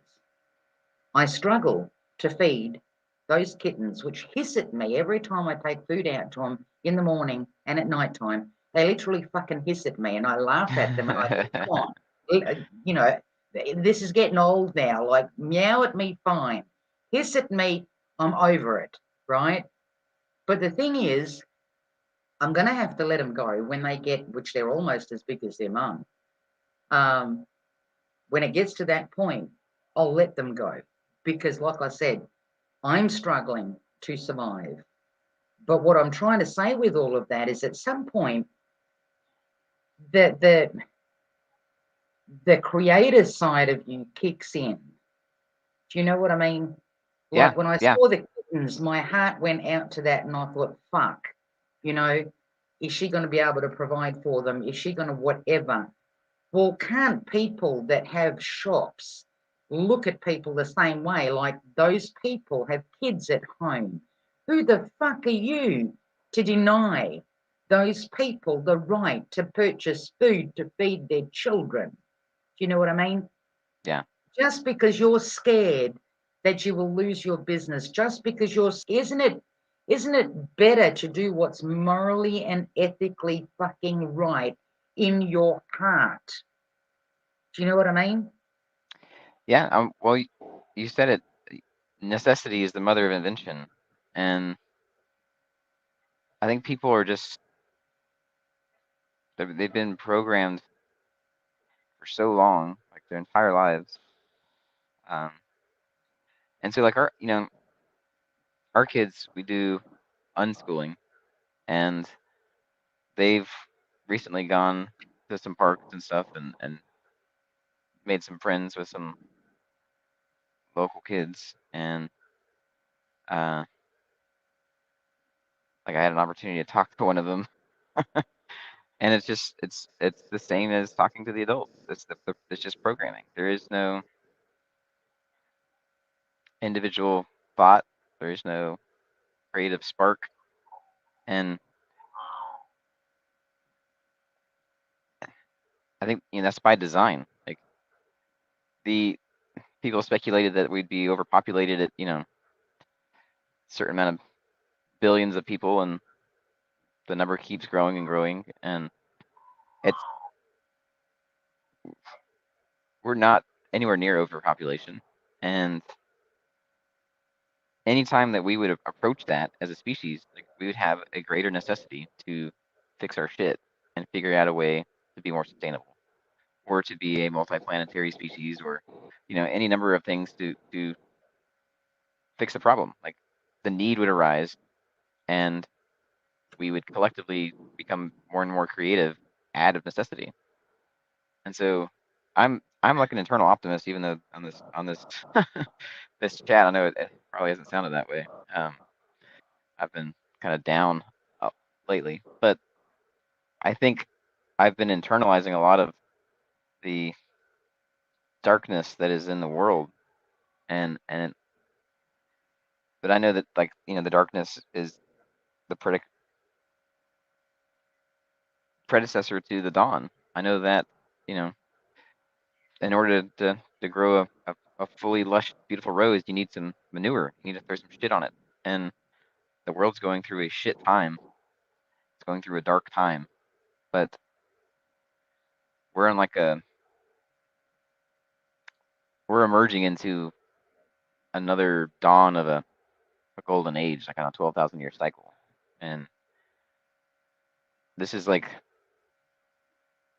the death throes of these dinosaurs, these old systems, these old power grubbing maniacs are there. It's the signs of destruction that everybody sees. It's not like global destruction. It's not personal destruction. It's these old archaic power domination ways in this old era, and they're trying to fight for dominance and survival.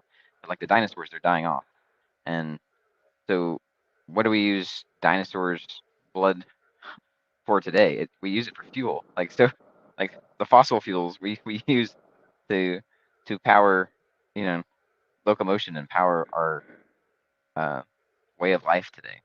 And so the most powerful and destructive and domineering thing of the past ultimately becomes the fuel for the new thing, for the and you know that's where I see the future going, and it's approaching rapidly. Like it's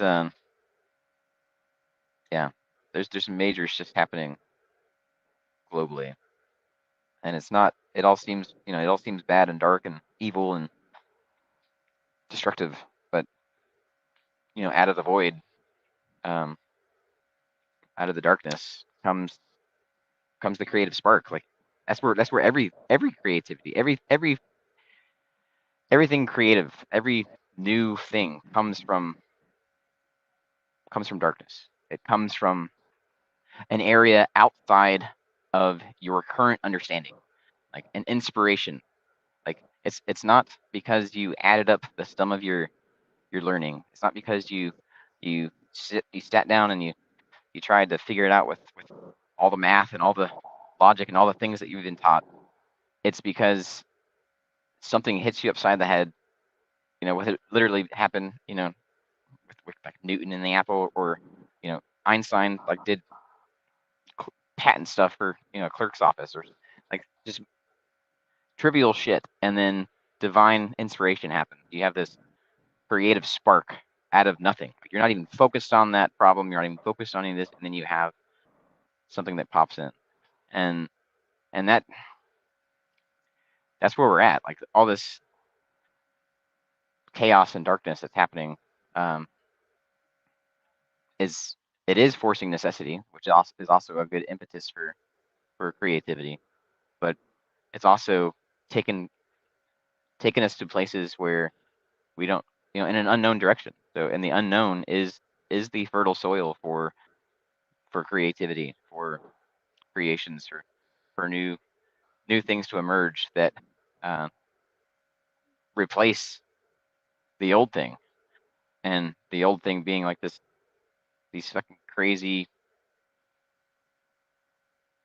dominant people and corporations and puppet masters, like, and these institutions, like, for instance, just look at universities and colleges. Like with the advent of the internet, like we have essentially the sum of human knowledge and writing like at your fingertips, and yet people still pay, you know, a life's wage to go to a school to get some secret knowledge that they can just pull up on their phone.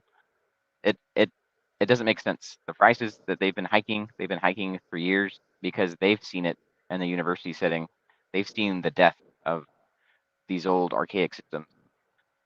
Um, they've seen the writing on the walls, and so they're like, we need to try to get as much money out of these schools as we can before everybody realizes this is obsolete. I mean, I had a guy that was doing some work here. I think he was changing the taps or something. This has gone a while back, probably about 3 years now. And we were just talking about kids in school and family and whatever while he was working. And he was saying, that um, it started on about universities and this, that, and the other, and how much they cost, and how the kids end up with a huge debt before they even contemplate on getting any kind of work. And I said to him, I says, mate, do not be closed-minded. I said, teach your kids to do stuff that other people will need permanently. Nothing wrong with a female child learning how to be a plumber or an electrician or a builder or anything like that. They don't have to go to fucking university. They can learn those skills off other people that have been doing it for years. You know what I mean? Same thing that you're saying there is and those unis and stuff. I mean, to me, that's division at its finest. Because if you don't happen to pass a certain mark that some twat somewhere came up with the fucking number, and if you don't pass that number, you don't qualify to go to university or to whatever. I mean, that there in itself is denying kids the right to a further education. Forget about the fact of how much they charge. But even there, it's discriminatory. You know what I mean? I mean, you might be the sort of person that is friggin' brilliant as a kid, learning and whatever, but you don't like tests. You can't Yeah, stand the pressure of a test. And if you yeah, don't pass on that day, then you're made to feel like you're stupid. Do you know what I mean? oh yeah, I mean, I went through that with my eldest girl. And I thought, no, you don't. You don't fucking hold her back. She's a smart kid. Um, so I literally went and door knocked. I door knocked at the university and I said, how do I get her in? I said, she's not stupid. She just didn't get the number that was required. I said, how do I get her in? And she had to do like a couple of extra units or whatever, but I got her in because I refused to fucking give up. And I thought, no, you don't. You're not going to tell my fucking kid that she's stupid when I know for a fucking fact that she's not. yeah. You know what I mean? So I learned that lesson way back. Um, but yeah, I hear what you're saying. I hear what you're saying. And don't be too hard on yourself, mate, because my darkest days, okay, was when I sat down and realized when I woke up and I realized that we'd been indoctrinated. And then I thought to myself, you fucking sons of bitches, you used my parents to help indoctrinate me. Right, And then it hit me, you fucking bastards, you used me to indoctrinate my own fucking kids. right. And that's where I got fucking angry. That's where I got angry. And that's when I started shooting my fucking mouth off about stuff. And I thought, no, you fucking don't. You know, no, you don't. Um, but yeah, I tend to go out in my garden when I've had enough. Like I will post up until about, depends on how quick I post on BitChute, how much info there is that I think people should see. Probably be anywhere between 10 o'clock in the morning to 12 o'clock.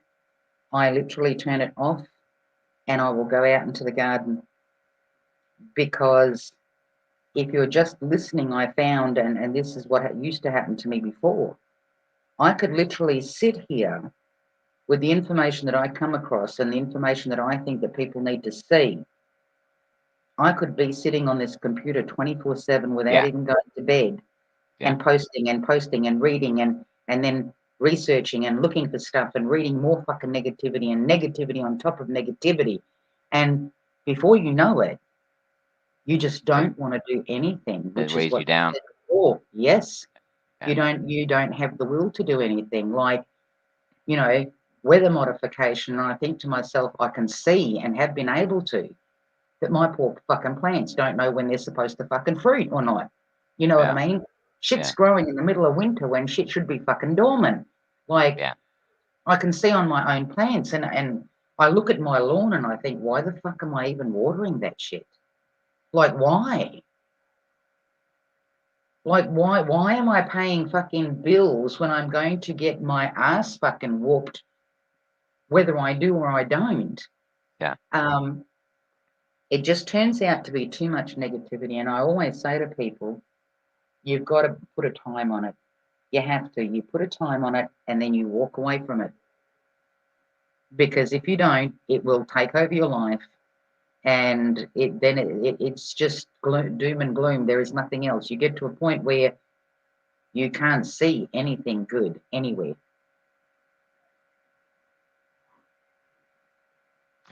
Yeah. Well, I think it's dinner time here, so I'm gonna go get some food. Thanks for chatting with me, Perth. Hey, listen, it was great for you to come up. I had seen that you posted a few times, and I popped over and checked it out and whatever. And I often thought to myself, I hope you guys are doing well wherever you are. Yeah. Appreciate it. You have a nice day. I know it's daytime there, right? Morning. Yeah, 9 o'clock in the morning. Yeah. All right. You have a great day. Appreciate You you. too. Thank you kindly, mate. Yeah.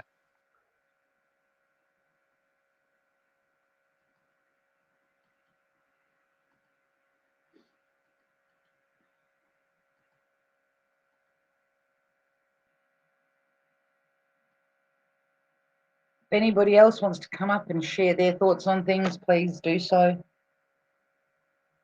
Don't be shy. I'm not going to bust your balls. I don't bust people's balls unless they're coming at me.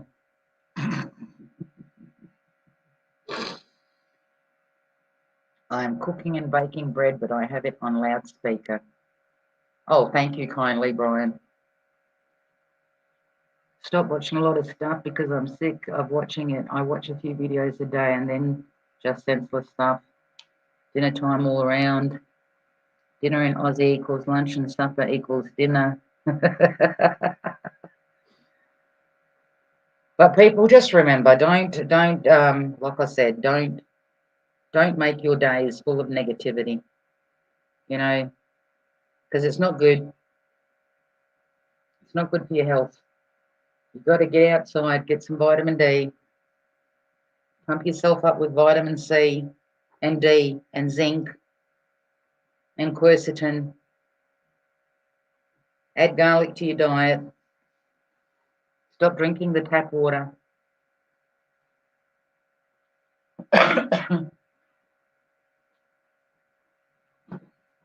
And be open-minded. Okay? Be open-minded. Like I said, for all the people that are in eastern states right now, here in Australia, do not be waiting on anybody to come help you in the sense of government or whatever. Do not. You've got each other. I remember when there was that big cyclone up in Darwin, I think it was many, many years ago. So many people were displaced with that. And they pretty much headed down to Perth. The amount of people that opened up their homes and garages and sheds and whatever they could to help people find a place to stay until they could sort themselves out. Well, the same goes for the eastern states at the moment with all the flooding and whatever. People in the outer suburbs, people in the next state, people wherever you are, find a ways, a means, anything, and go and help. Go and help. Hello, Patricia. Ways, a means, anything, and go and help. Del, you've got to turn off the YouTube, mute your YouTube because I'm getting feedback. Do I have it? Did I get it? Can you hear me? Hang on a minute. Let me see if I can hear myself. Okay, it's gone. It's all good. All good? Yeah, all good. Well, hello. Hi. Wow. Been listening to you for a long time. I Well, thank guess, you for that. yeah, you are a very interesting person, down to earth, and I like your style a whole lot. Thank you. You're welcome. So I wanted to hit on a couple of things that you Go had for it. mentioned about the law these days. And also, I heard Mike had some stuff going on. Um, the law up around I live in Wisconsin has, when we call for an emergency, they have a K9 units come in with the EMTs now. They just come on in and search the people's house. In Wisconsin, marijuana is not legal, or not in the county I live in. Yeah. I was assaulted Patricia, by I lost you there for a minute. I don't know what happened. Go on. I was assaulted last month by some guy in town. I was trying to take back a starter for my snowblower. I called the law. The law did absolutely nothing. He smashed me in between a door. He grabbed me, pushed me towards the door, smashed me in between the door jam. The law did nothing. It just Yeah, seems like it's one after Patricia, another. I don't think that they're there doing what they are supposed to do anymore. Because if they were, it would be more of a line of help people rather than what we're seeing everywhere. I mean, since when is it okay for anybody in uniform to smash an elderly person in the face? Like, come on. Even if they've done something wrong, okay, you would talk to them. It would be common sense. It would be morals, ethics. You wouldn't go just punch them in the friggin' face and keep on punching or trying No, to they do took that a kind of. they took an oath to uphold the law, and they, The to me, are question nothing but a now bunch of is though, gangsters. yeah, Patricia, the question now is though, whose law are they upholding? Obviously not the one that we're all supposed to be protected under. Well, they're like gangsters. They're Yes. gangsters. They're gangsters. And I'm from Los Angeles, California, and I came out to the Midwest to get away from all the bullshit out there 23 years ago. And the gangs out there, the street gangs, but now they've got these organized gangs that the public are funding, Hmm? you know. So I wanted to hit on that. And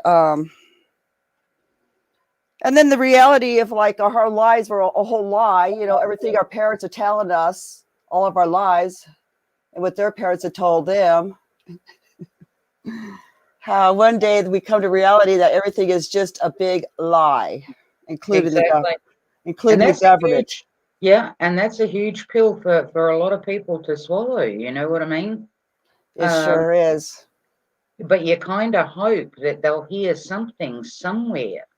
Because not so long ago, I had a young gentleman that worked for a community government department, and I was telling him about the inoculations and what it was all about and whatever, and he never listened anyway. To keep their jobs, they were one of the first that had to get the gene therapy.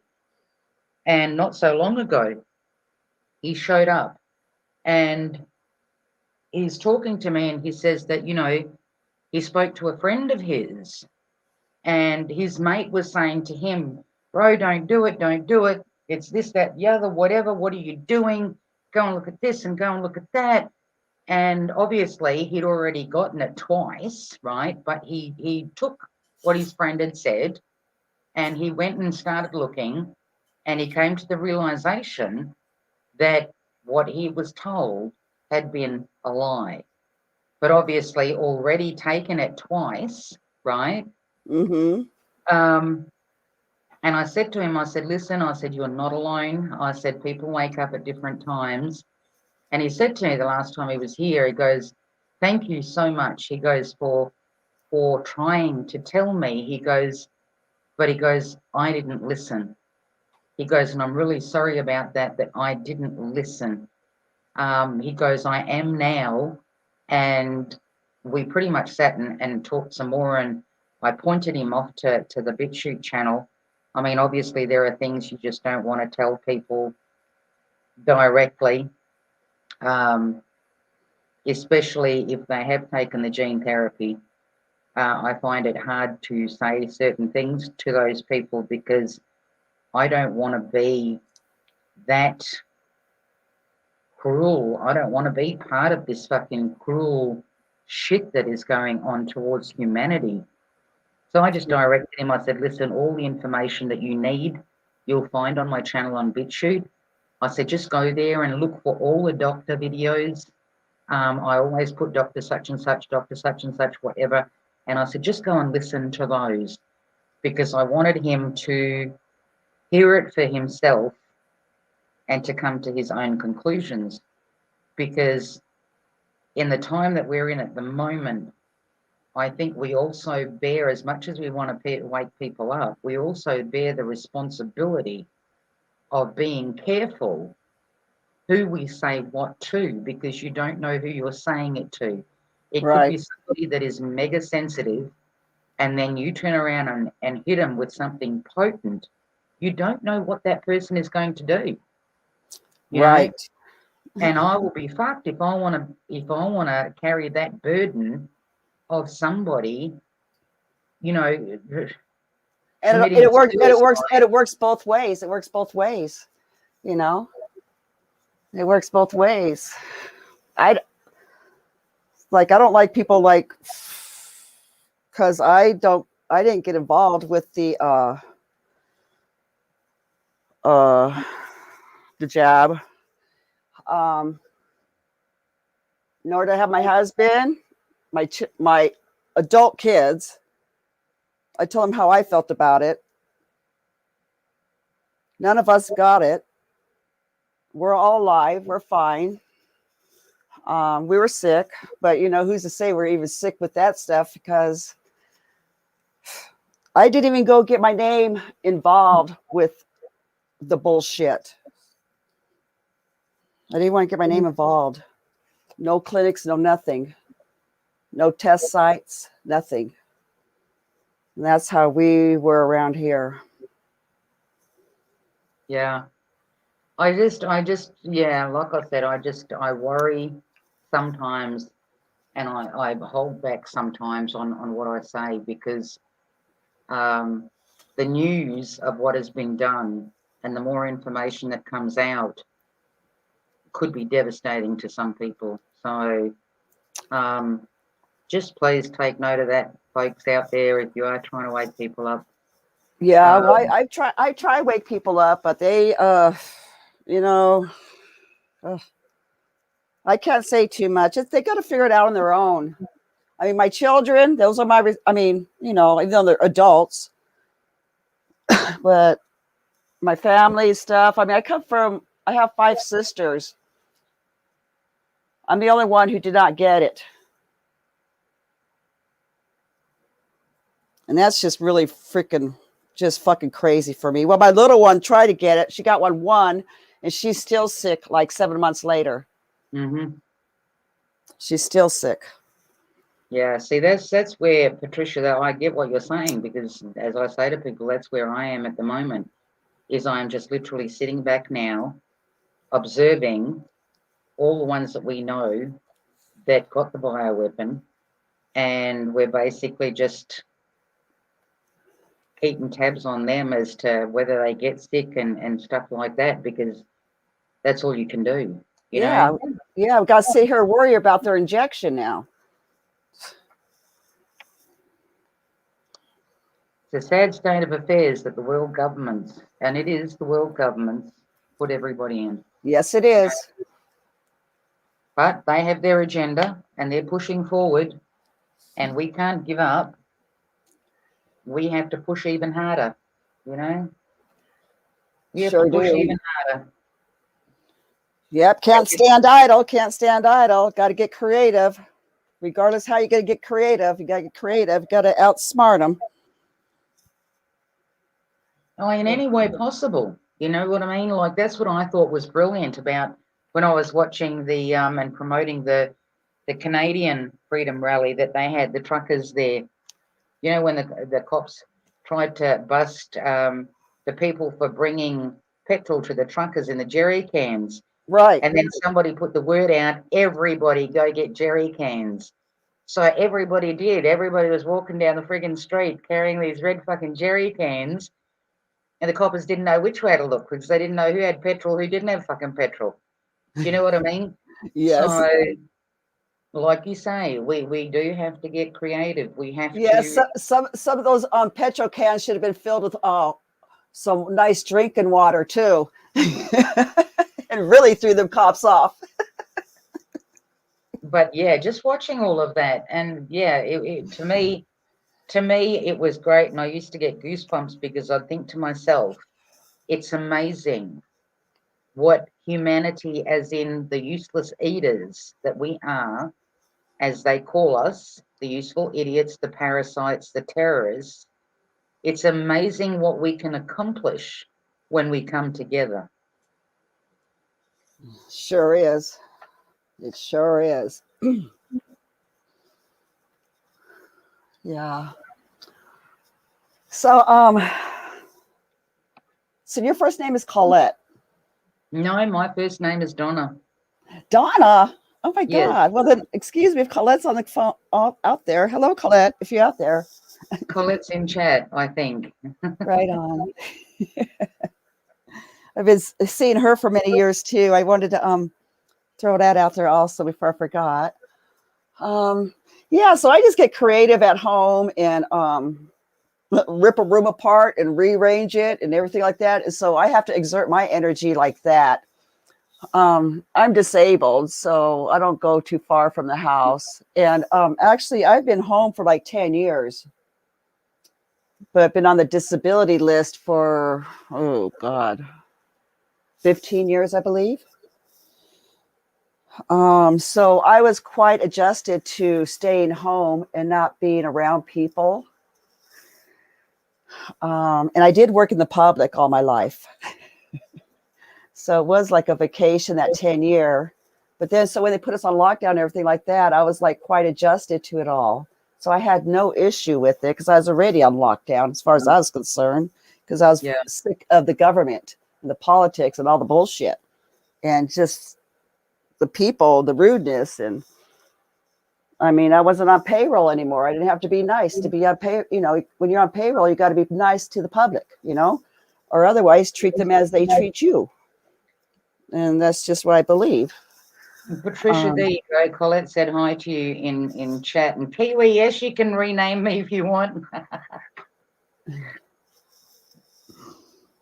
Yeah. You can outsmart evil. You can outsmart evil. People just haven't caught on as to how yet. Obviously, I can't say it on here, but think about it. You can outsmart evil. No, you can't. No. Well, I'm going to get off here. It was nice chatting. You too, Patricia. Thank you for coming up. Yeah. Yes, I'll come back on. This is the first time I ever did this. Okay, cool. And yeah, I'll come back and I'll keep listening to you this evening. But I gotta get up and move. I gotta get up and move around. No dramas, mate. Thank you for coming up. Okay, take care. Okay, bye-bye. Bye. Oh, how do I get back on there? No.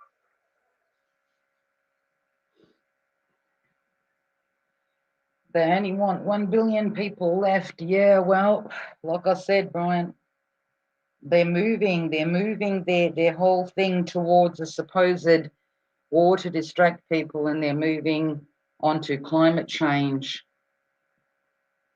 Because if they don't knock you off in one way, they're going to knock you off in another way. And when they displace people, people are going to be happy with the dog boxes that they are given to live in. They'll be happy to have a roof over their head. So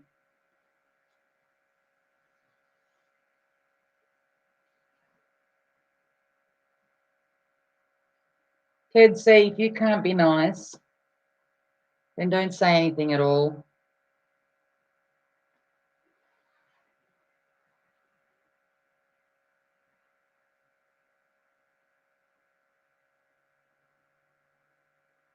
But yeah, folks, just I'm going to keep on pushing that fact from now on. Stop seeking help from anywhere else except from each other. You know, it's the only place you're going to find help.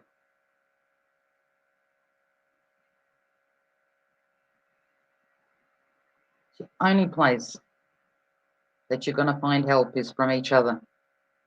Do not depend on any government department at all. And do not be calling for help outside the country, because I'm telling you now, the last thing that you want is for somebody to come in and never leave. They're the two things that you need to ponder real well. Real well.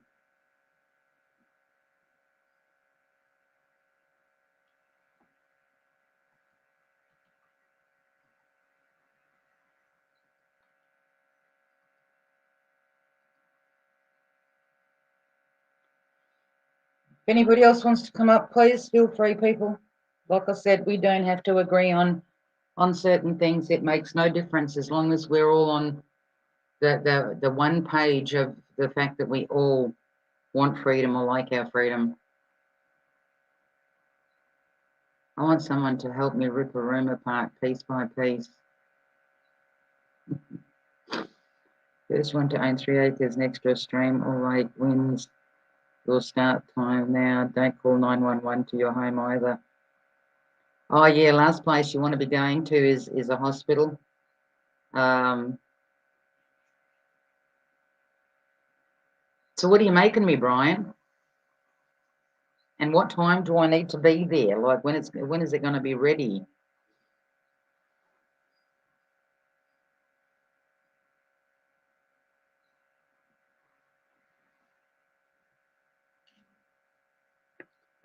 But it's, I don't know, you know, some people turn around and say it's a great time to be alive, to see all of this unfolding. I personally don't think so. I don't find anything great about seeing a lot of people being injected with a bioweapon. I don't find that great at all.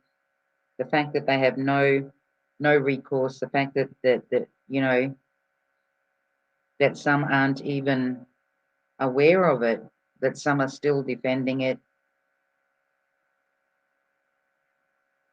And I know that people thought that they were doing the right thing, but fear is a bitch. To be afraid of stuff is to you know, don't be afraid of anything or anyone. Don't be afraid.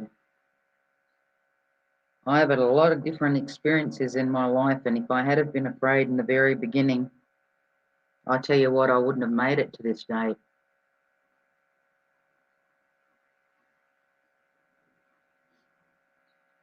Okay, what link? Hang on, let me have a look over here. I'm not seeing a link, Bri. Not seeing a link, dude.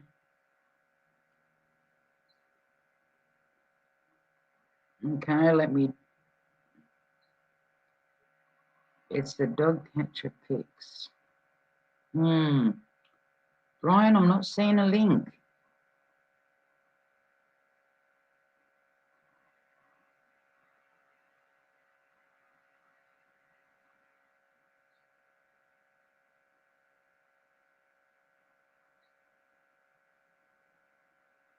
I tried changing to live chat to top chat to see if it made a difference, but I'm not seeing a link. Maybe email it to me or drop it underneath the live stream in the comments, but it's not coming up in chat.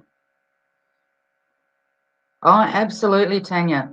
This has got to be the last couple of years of what's been done to the useless eater by the elites is the most horrific.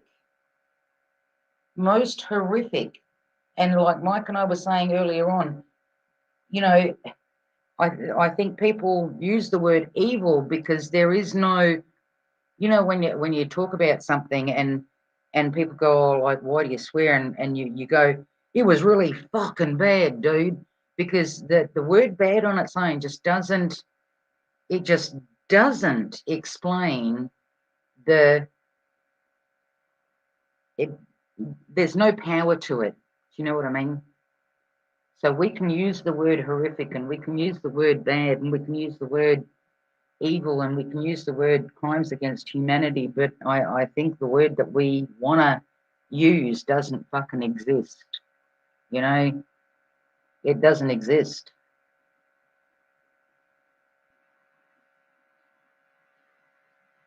StreamYards won't let me call you. Don't know how to allow my access.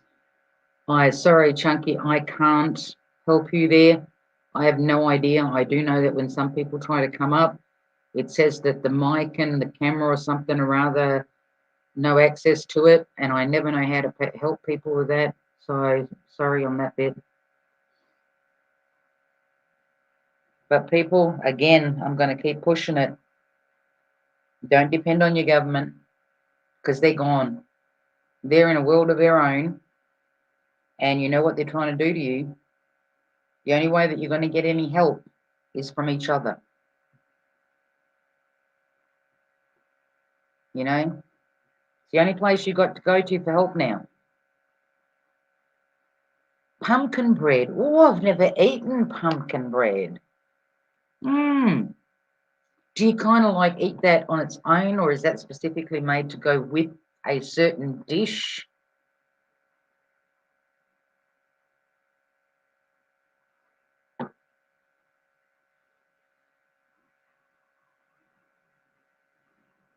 Is that bread but not bread? I don't know. Explain it to me, Brian. But yeah, it's just devastating, folks. Just let me open up some windows and close some curtains here because the sun is coming at a different angle. I need to crank up the fan because it's starting to heat up a bit. Get some airflow.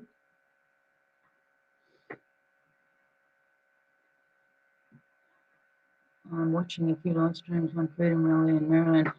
Oh, cool. Yeah, the trucker video for the United States that I watched yesterday, like I said, it gave me goosebumps, brought back memories from 2010 for me. And I thought, yeah, come on, bring on the bikers. I want those 3 mil bikers showing back up in DC. Bring in everybody. Bring in the fire trucks. Bring in the shit trucks. Bring in, and I really don't know why the shit trucks aren't there, you know. I think these rallies need more shit trucks, not empty ones, full ones, okay, with some sprayers on the end of them.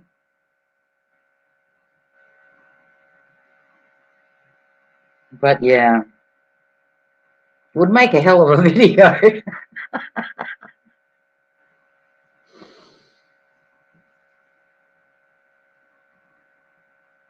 The more I think about that, it would make a fucking absolute. Yeah, it would be the kind of video that when you needed a laugh, you could always go back and rewatch it. You know, you could literally keep on rewatching. Because I often think to myself, you know, when people say that that the cops are coming after him and whatever. And I think to myself, where are the shit trucks? They should be parked up the side street with the fucking sprayer ready to go. You know, where are the shit trucks? Yeah, that would be too funny. Too funny.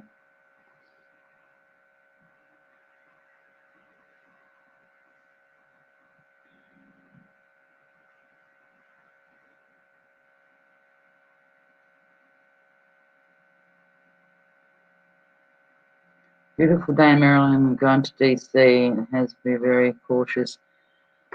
Oh, listen, you know, whenever you're fighting for freedom, like I said, be prepared for anything, you know,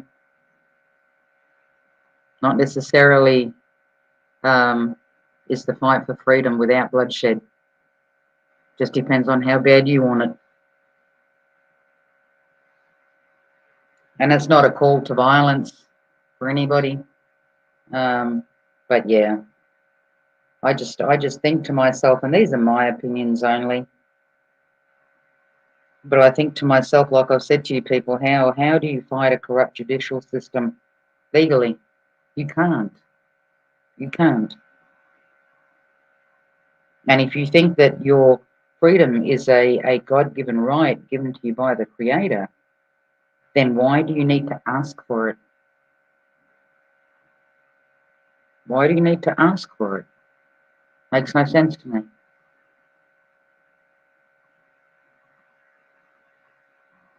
5K people there today.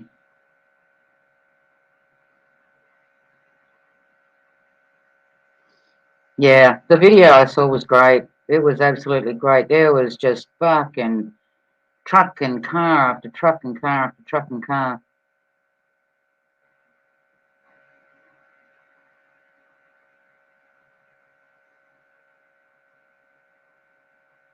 I think if I was in the States right now, I would like to be at that truck thingy. I seriously would. That to me was, yeah, things like that, Canada, even when I watch the ones in Europe where the people are standing up, Israel is doing their own, which is fucking awesome. They're doing their own truck thingy, and all the other countries. To me, I get goosebumps when, like I says, when I watch those things, because if that doesn't show people when humanity comes together what they can achieve, I don't know whatever will, you know. And not just humanity, but your fellow man in whatever country you may be. When you find a common goal and you stand up together for a common goal, yeah, to me, I find that amazing.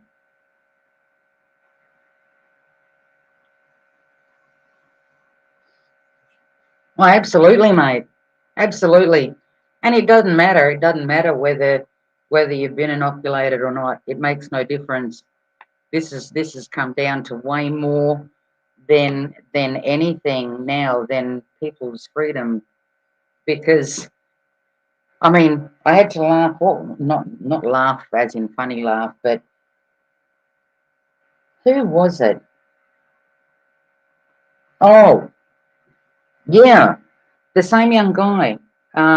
Like he was saying to me that he wasn't going to take a booster, right? And I thought to myself, well, you've already taken 2 shots, and if you don't take the booster, it'll be like you never took anything. So if they're doing that to people, you can clearly see it's got nothing to do with health. Nothing to do with health.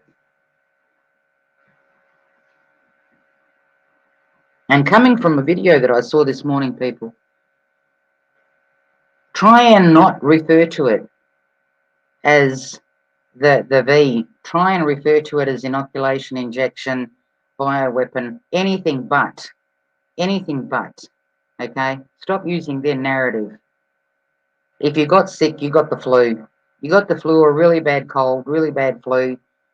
Don't rely on fucking doctors anymore. Go and get yourself some, like I said, vitamin C, lemons, whatever, lemon water, crank yourself up full of vitamin C, stick some Vicks under your nose, dehydrate, drink a shitload of clean water, preferably not out of your tap, and you'll get over it, and you'll see that it's nothing but the flu.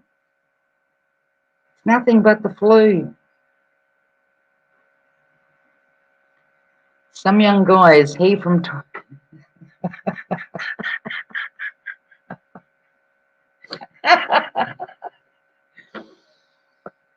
Kiwi Bear, here's the guy, some young guy.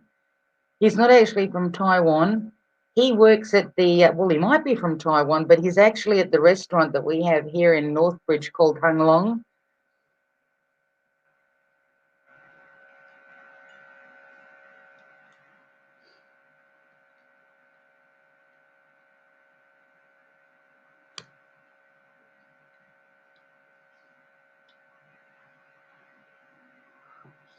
Chunky, there's a difference. If you stop and think back, okay, I've had like, for example, I'll have my 1 or 2 weeks of coughing or whatever, and I'd get over it. You know, I referred to that as the cold. And then when you get that itchy nose and the runny nose and you lose taste and a sense of smell and whatever, and you're finding it hard to breathe, that to me is a bad case of the flu. We've all had that over the years. Every one of us have had that. So why panic? Why the need all of a sudden when you fucking sneeze that you need a swab stuck up your fucking nose that's got ethylene oxide on it, which is toxic to your body anyway.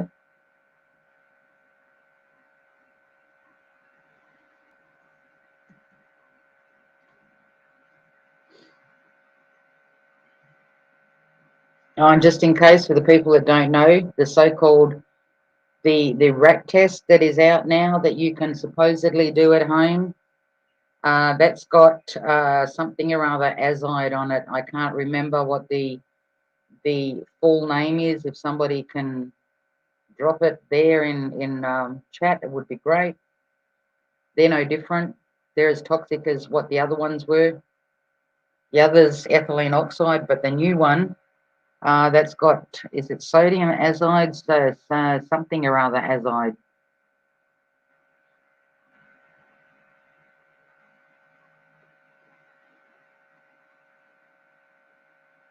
What the government media is telling and showing 20-second clips of Ukraine is total propaganda. Obviously, there's a big event coming.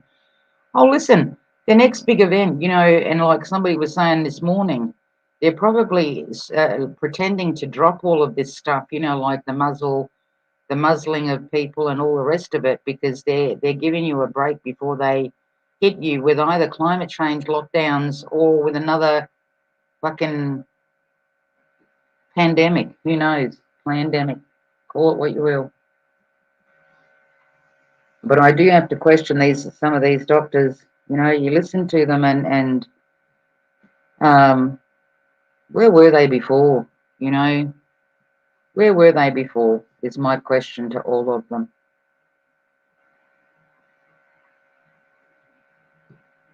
And I mean, if it was never isolated, which there is none, no matter which doctor you listen to, they all say the same thing, that nothing was ever isolated. Therefore, what are you getting inoculated for?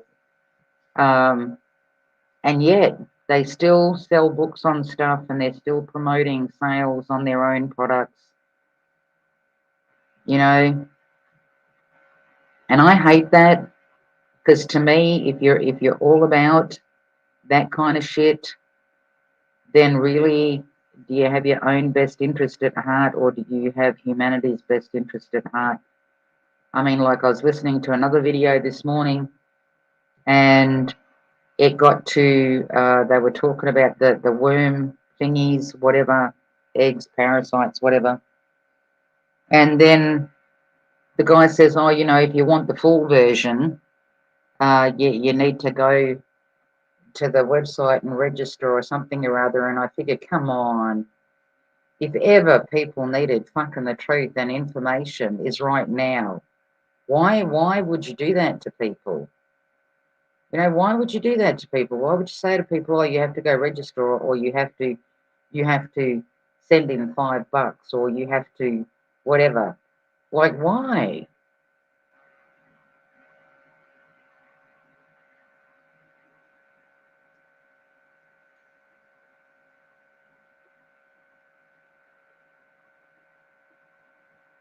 I hate to go to the doctor for pneumonia right now. Thankfully, I know the drugs they're supposed to give me if that happens, and that's all I will accept. Yeah, cool, Mike. Like I said, didn't know here. Hey, Coro, I didn't know here that the doctors were not allowed to prescribe.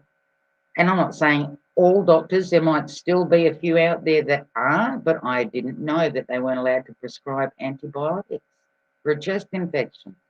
Like, really? When did that fucking come out? And we wouldn't know that if people didn't talk to people, if people didn't share their experiences with people. That's how we're getting our information, you know?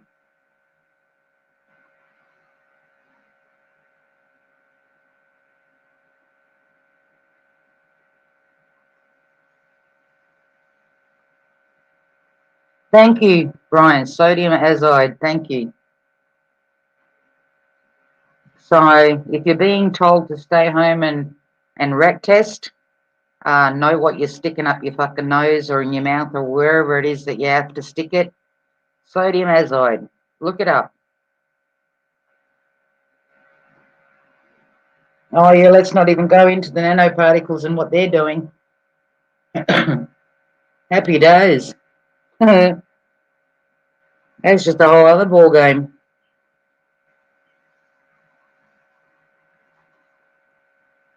That's just a whole other ball game.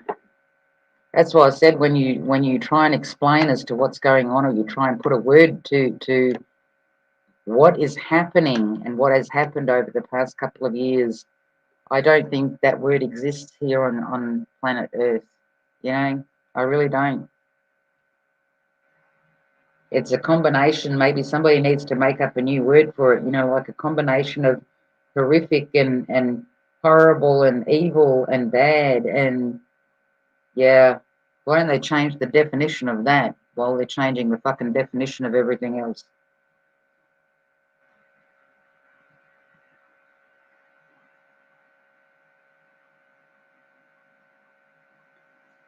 Oh, listen, the flooding and the fires. I mean, I've said to you guys, and I've been saying it for ages, right? You've seen the footage of the fires that happened in California. You've seen the fucking metal that's melting. The green trees that are right next door to a fucking house that literally got turned into fucking dust or ash, and yet there's a green tree right next to it that didn't even get singed. I mean, watching the footage that people took with drones and whatever of those areas, to me, reminded me of the pictures that I had seen that were posted after Hiroshima. It was like the housing was all turned into ash, but the roads were clean. The roads were clean. It was like somebody had literally swept them. And the California pictures were no different.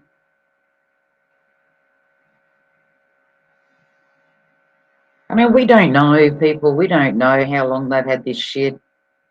We don't know who they tested it on first. You know, just the little bits and pieces that people can come out with of Agent Orange in Vietnam, for example, that was used, and weather warfare that was used in Vietnam.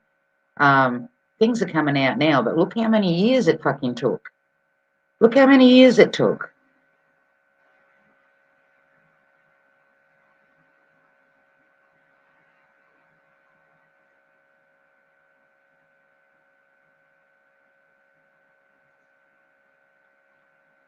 Like somebody says, it's going to take the next 10, 15 years of people really knowing what has just recently happened and what is happening right now.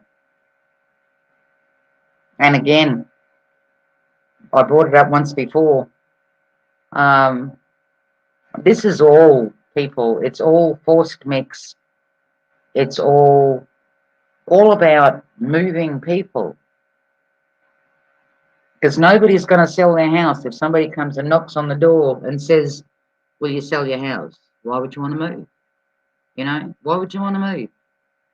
But if they burn you out, or they flood you out, or they drought you out, you got no choice.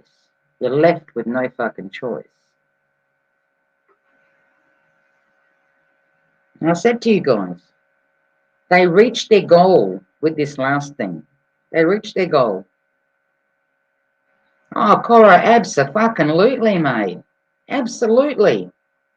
Have you checked to see how many you've got in eastern states? Here in WA, we have got, the last count that I looked at, we had 4, but they come under a different name. They don't come under HARP, they come under JORN, which is J.O.R.N.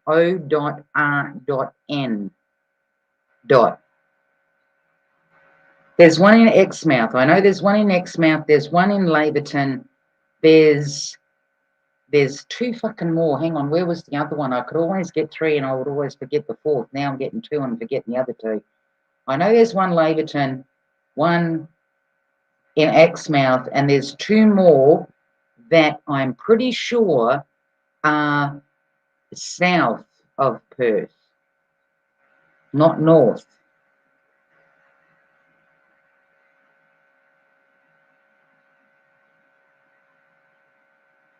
Absolutely, that's right. They're moving people. That's their way of moving people into dog boxes in the city where they can control you. I put up links to people of the Sustainable Melbourne thing ages ago, put up videos on it, both here and BitChute, where your little community, your little 5K community, you won't have to go further than that. They're doing that because they won't allow you to go fucking more than 5Ks. But that's all it is. That's all it is.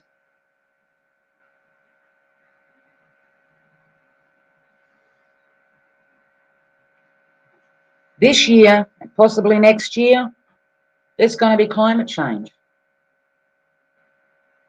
Climate change. You watch and see.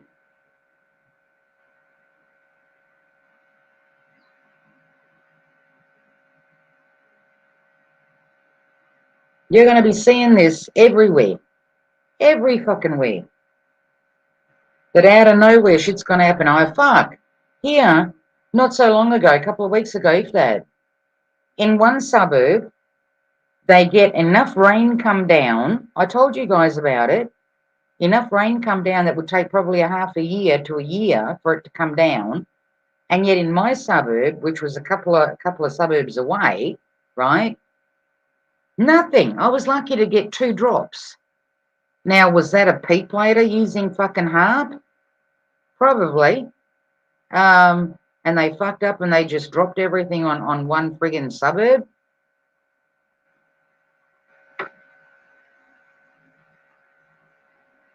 If anybody wants to read about that stuff, like I said before, if you're not clued up on weather wars and weather information, weather manipulation, go to Jim Lee. He's on YouTube.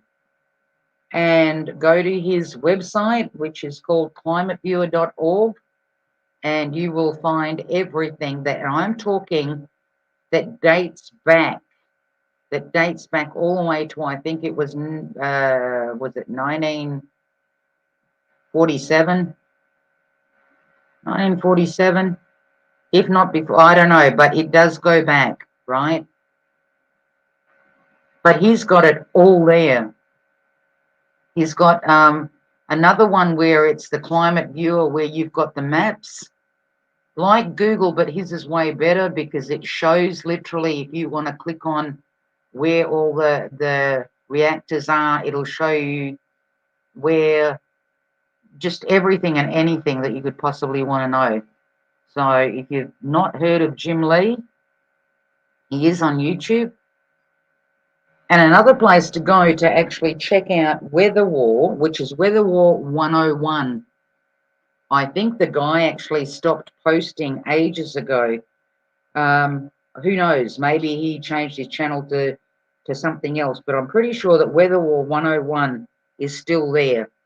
These are channels from way back. He shows a whole different perspective on how they do it too, where all of these big ass factories and whatever create so much vapor, and then when it goes up, they do their cloud seeding, and that creates a shitload of fucking rain.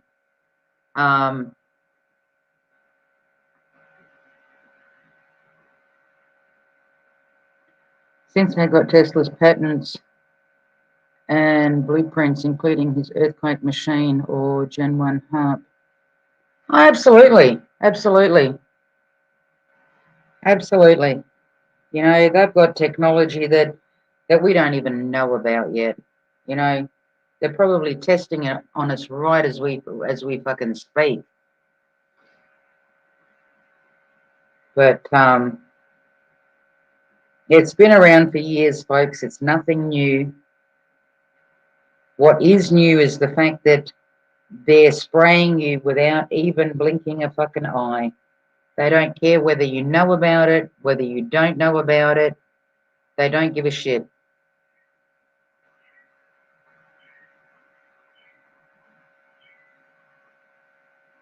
They don't give a shit.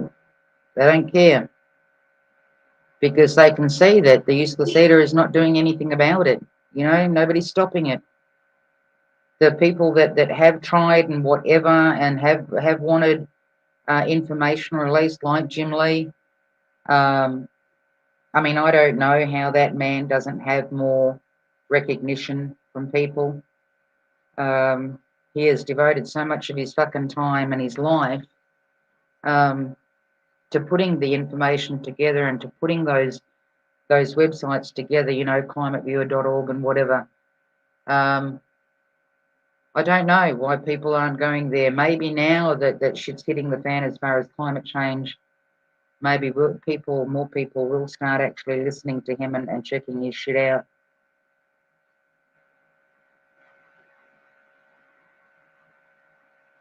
But yeah,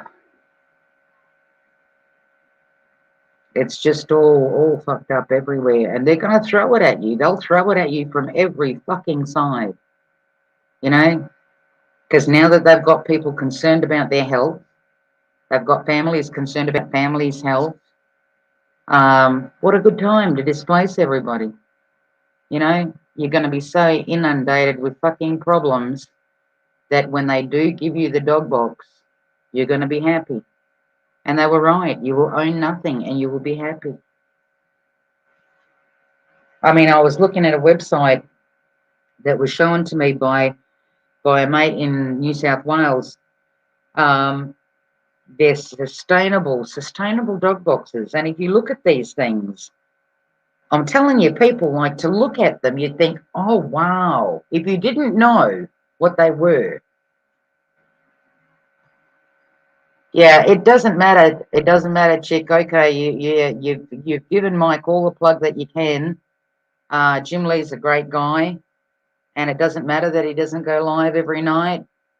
But yeah, I mean, but to look at these buildings, I mean, they if you didn't know any better, you would think, wow, what a nice fucking house. And look, they've got their own swimming pool.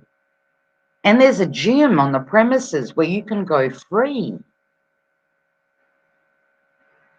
You know, so you've got the gym, you've got the nature walks, you've got your swimming pool, there's a tennis court. So why wouldn't you want to live in a dog box?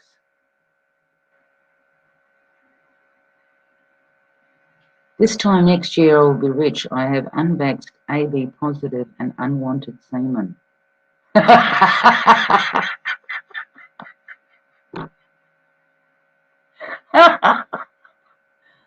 Oh, well, guess what, buddy? I've got AB positive. Don't know about the unwanted semen, but I've got AB positive.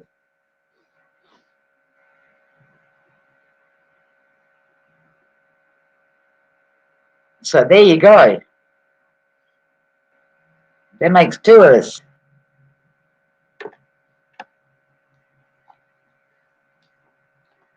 We'll skip the semen part though. But yeah.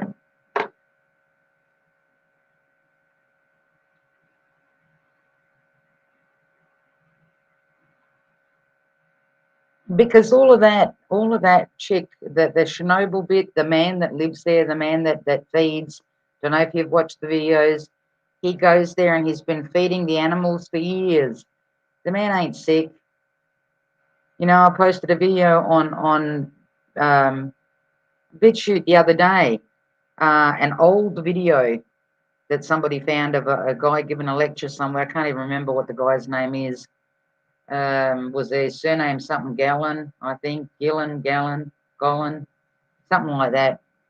I mean, he puts it on his hand, and it's supposed to be radioactive and whatever, and he literally licks it off his hand. He's telling people that the shit, the lies that have been fucking told to people about everything.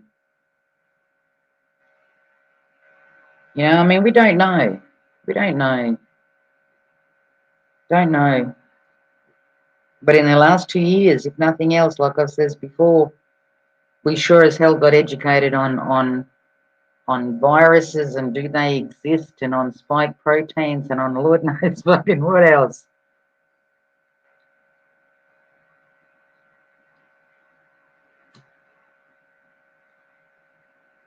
Oh, I figured it out.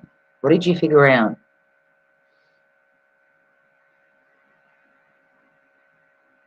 The spelling of semen, or? But yeah. Just remember, folks, you've got nobody else but each other.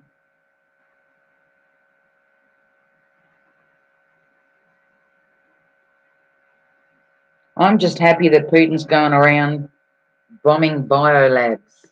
You know, that gives me hope. That gives me hope.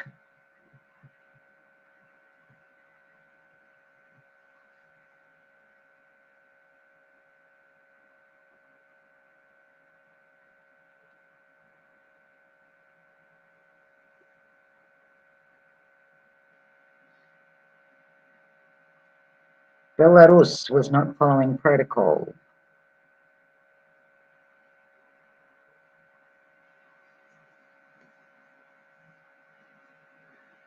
Do you know, in all honesty, when I stop and look at all of this WEF and WEF and all of the UN and the NWO and whatever, do you know? And I think that past, like, that history would literally back this up. I think the ones that are pushing for a new world order more than anybody, if you're going to look at a country individually, would be the US government.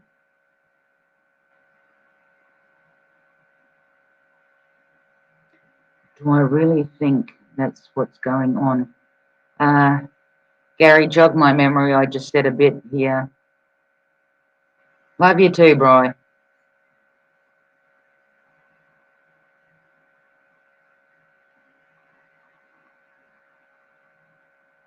Because when you look at everything, I mean, I know that other countries have been involved in invading countries and whatever, but when you look at how many times and how much, and how countries have been either annihilated or they've been split apart. If you look at, and Ukraine at the moment is no different. I mean, look who's wanting to send them weapons and give them weapons and whatever. And that's the US government. We are bloody compatible. We are. Say, there you go.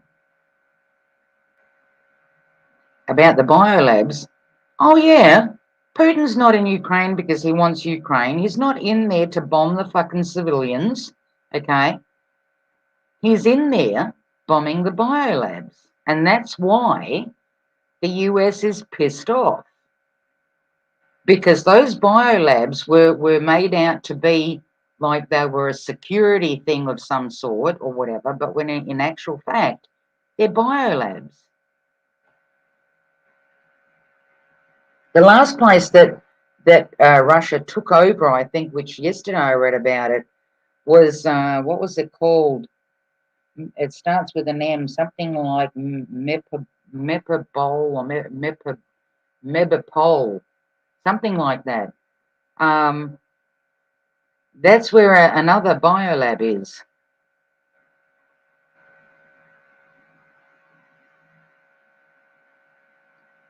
UK and USA are refusing to attack, refusing to attack who? They're actually funding. They're funding the Ukrainians into like as far as weapons and stuff like that.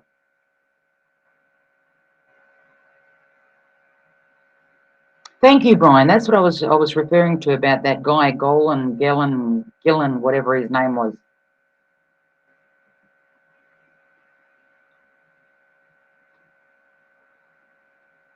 I mean, I'd like to bet anything that a lot of the so-called what look like military would be mercenaries that are in the Ukraine.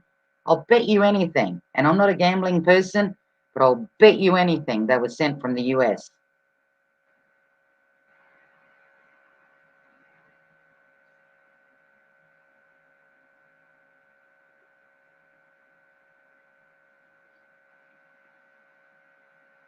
I mean, Putin to me is not a twat, you know. He's not an idiot.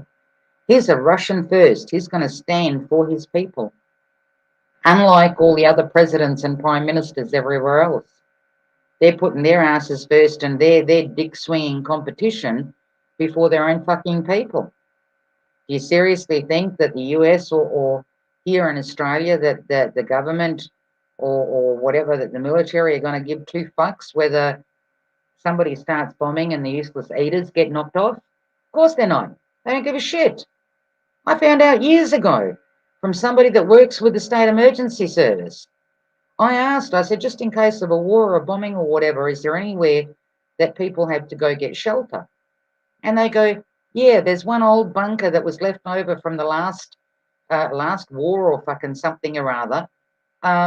She goes, and that's definitely not for the useless eater. So basically it's called, as far as your government is concerned, it's called kiss your ass goodbye. But they'll go into a bunker. They just don't want you there. Russia, on the other hand, and China, they're not stupid. They've got shit for their place. They've got shit for people to go to when shit hits the fan. You know? Mike, exactly. Exactly. Exactly. Putin is a Russian. Do not be fooled. He is a Russian first. He is a Russian first and always has been. I mean, look how many years that guy has been there.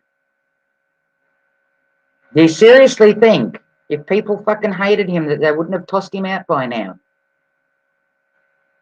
The whole country fucking hated him. They would have tossed him out eventually. You know what I mean? They would have tossed him out, but they haven't. He's there.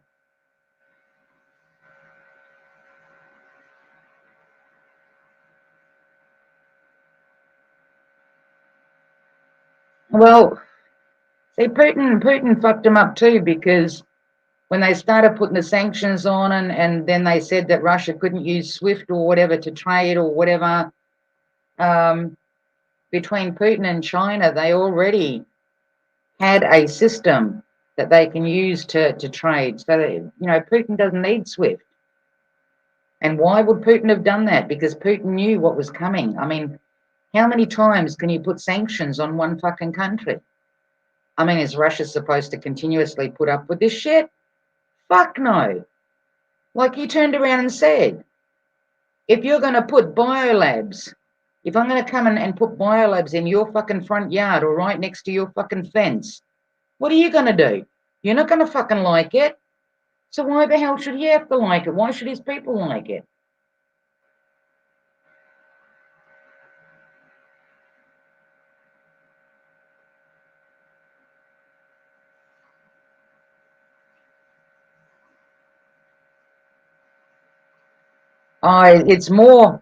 It's more Brian than, well, the mafia, yes, but it's more than Biden and his son.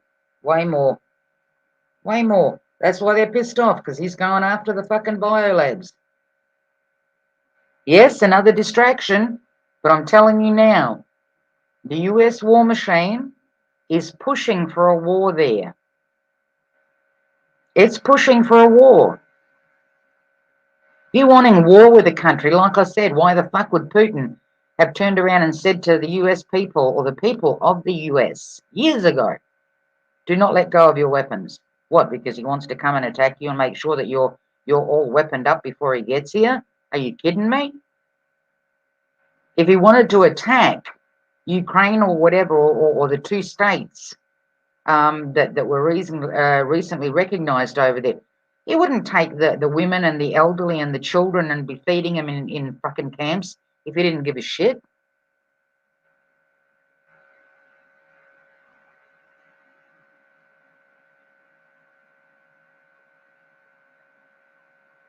Yeah, well, fuck Joe Biden and all the Bidens of the fucking world. Every one of them that's up there that's doing this to their own fucking people.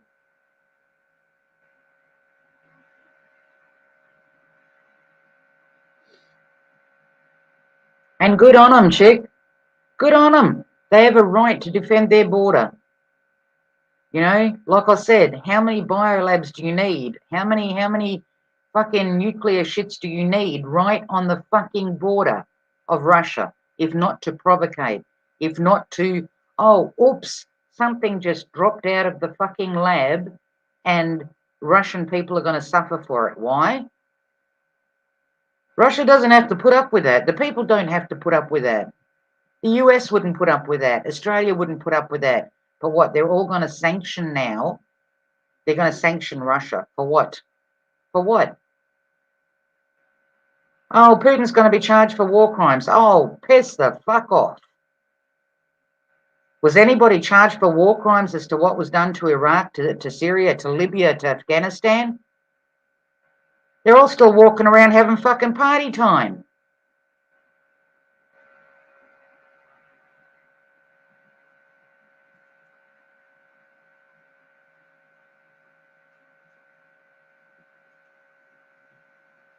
Yeah. I'm sorry to say, but for all those people that still think that Trump is going to save them, you have a right to believe what you want to believe. Personally, they all hang out together. They all know what's going on. I would be extremely careful where your loyalties lie, but people always want somebody to come and save them. Oh, please, Gary, don't even fucking mention that bitch's word. Oh, don't mention that bitch's word. Hillary's been going to jail for how many years now? Brian, exactly. Putin is more than 11 steps ahead. More than 11 steps ahead. He knows exactly how the West thinks.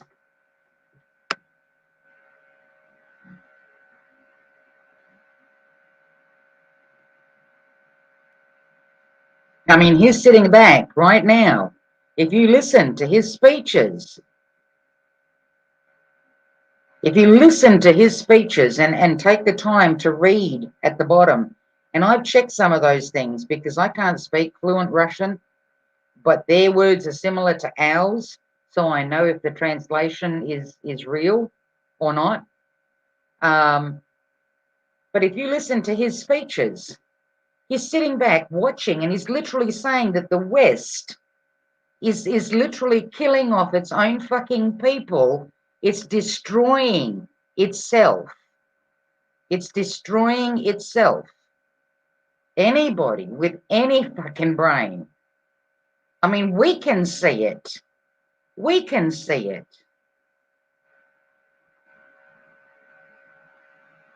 So with Putin's information and all the info that he would have up until now, and he literally is sitting there basically saying the West is wiping itself out. He doesn't have to do shit. He doesn't have to do shit.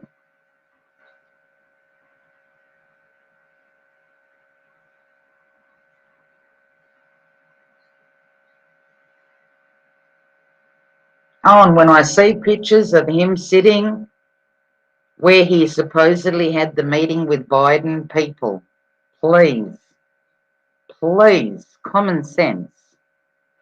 For a man like Putin to be sitting and having a conversation with Biden, I don't know how Putin isn't pissing himself laughing. Because I look at those pictures and to me, I laugh every time I see it and I think to myself, Putin has got to be sitting there thinking, you're the dumbest fuck that I've ever come across in my entire life, and this is what is governing a population of millions of people. He's a joke. Biden is a joke, and they can do that to you. They can do that to you. Why? Because he don't pull the fucking strings. Why? Because they've got this whole fucking other agenda planned.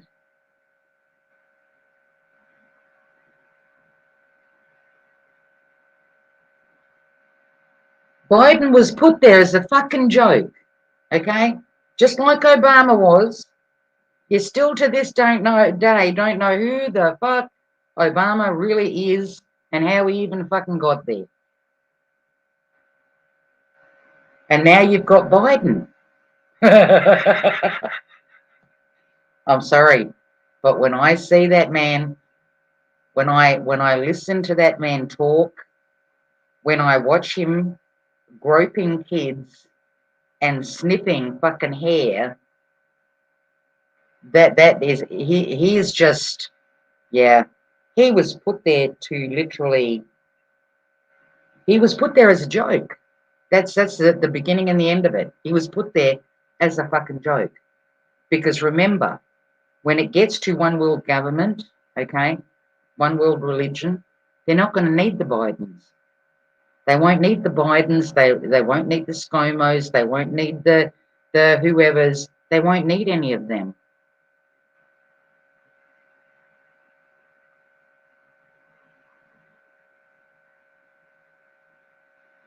Thanks for stopping by, Gary. I have a costume I want you to wear and come say, you have always been my hero.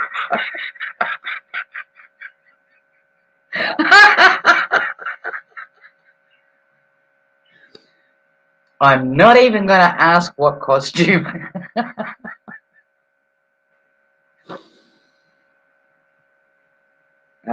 People, stop looking at yeah. While you keep on looking towards your governments to be saving you, whether it's from invasion, whether it's from whatever, you're always going to be just doing a replay of everything over and over again and never learning anything. Stop asking them. Start depending on each other.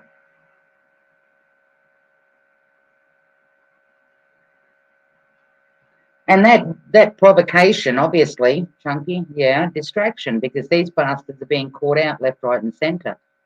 But it's not stopping their agenda to move forward. You know, they're still going to drown you out, flood you out, fire you out, burn you out, hailstone you out, earthquake you out, mudslide you out. They'll do all of it. You'll see it if we're all still around in 22 and 23. You'll see it. You'll see it. You'll see the destructive fires, and you'll do stories on them, and you'll see the difference. You'll see how the buildings burn, how the trees don't. You'll see the difference. If you can't see it now, it'll become clearer to you.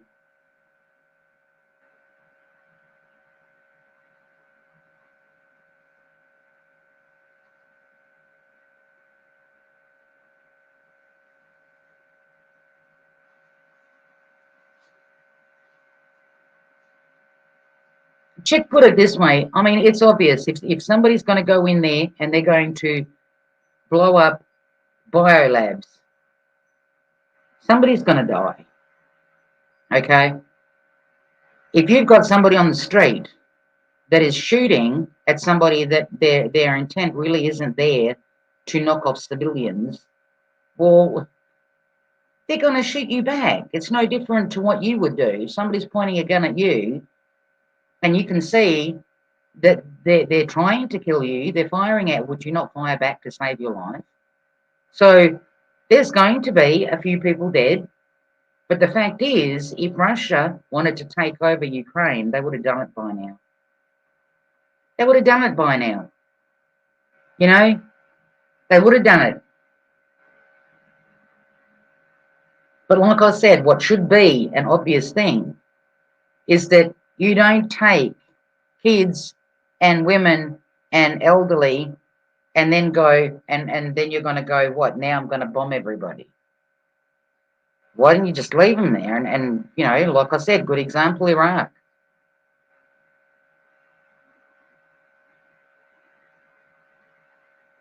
Here's a reptile snake lizard person. Who, Brian Biden? No, no. He is not a reppy, Brian. No.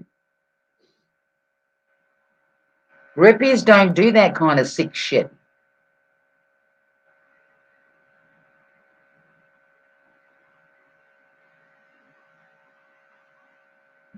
I mean, to me, if I want to get some truth about shit, I'll listen. I'll listen to Putin's speeches that he gives and whatever. I mean, there's a video on BitChute that I put up yesterday, I think it was. I actually posted it on YouTube ages ago. You go and listen to that of what Putin was saying back then. Back then. I posted it, I think it was posted on YouTube in 2017, and the speech, I think, was from 10 years prior.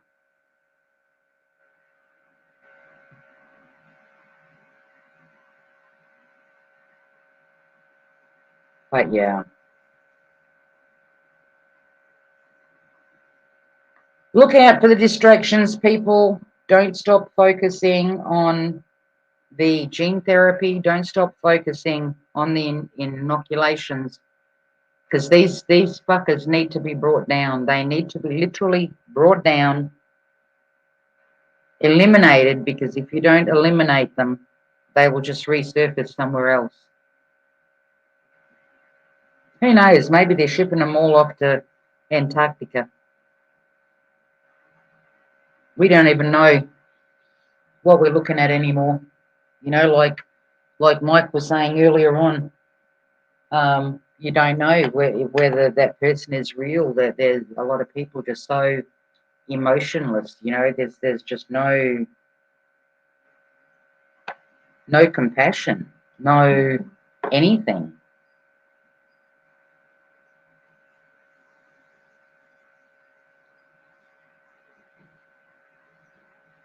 Can I please tell you, Chick, that if I had a choice right now of living here or living in Russia, I would go to Russia. I would go to Russia. Because he encourages his people. He encourages his people to grow vegetable gardens. Do you know what I mean? He encourages his people to do that. In the States, as far as I know, and in I don't know what states, but you can't even have a wood fucking fire. You can't even collect fucking rainwater in a tank.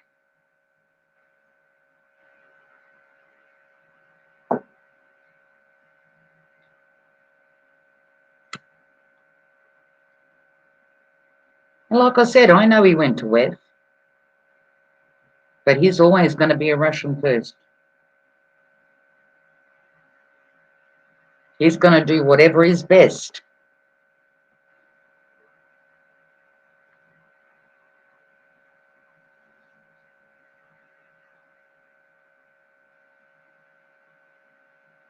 For his people and for his country. Not like the rest of them.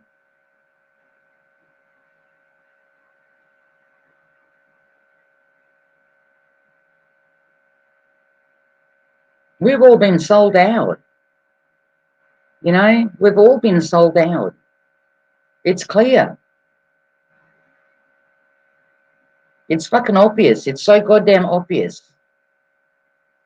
You know, I got sent a video this morning. A guy that was reporting from New South Wales about the flooding and whatever, and he was going off, and he was asking for help and whatever. You know that that weather weapons are being used on them, and I was listening to it. You know, I listened to the whole video, and I thought to myself, dude, you're not, you know, you're not. It's great that he's reporting on it, but he's not thinking correctly. Instead of asking for help from other people on outside areas and suburbs and whatever, like put the word out. If you've got the following, put the word out. We need boats, we need this, we need that, we need whatever, you know. We'll need tents, we'll need da-da-da. Forget about what the government is doing. The government won't do shit. Because it's deliberate. It's deliberate.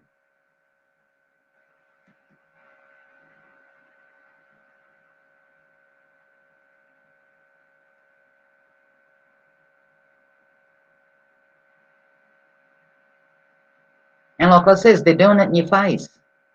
I remember years ago, about 3-4 years back, when I went to visit my daughter in Melbourne. And you know how everybody talks about the crazy weather in Melbourne and whatever. And I was going outside on the balcony to have a ciggy, and I was sitting there and I'm looking up at the skies and I'm thinking, why is Melbourne having fucked up weather? And you could see it. All you had to do was look up. I mean, the fucking streaks going left, right, and centre all over the fucking joint. Clear as day. Clear as day. They don't even hide it from you, like I said, anymore. You know? That they're spraying your fucking ass, that they're cloud seeding, that they're whatever.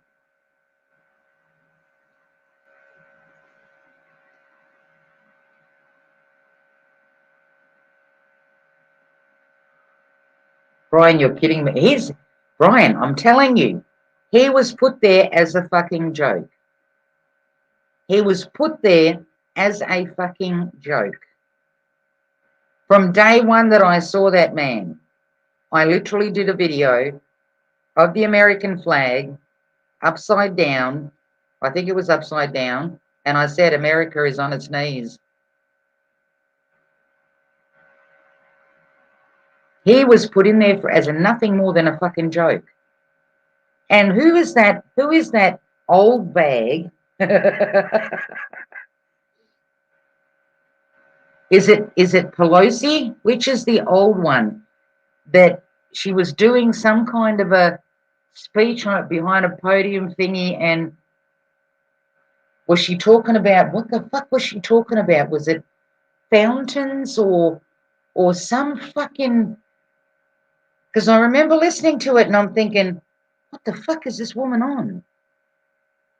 Like, what the fuck is she on?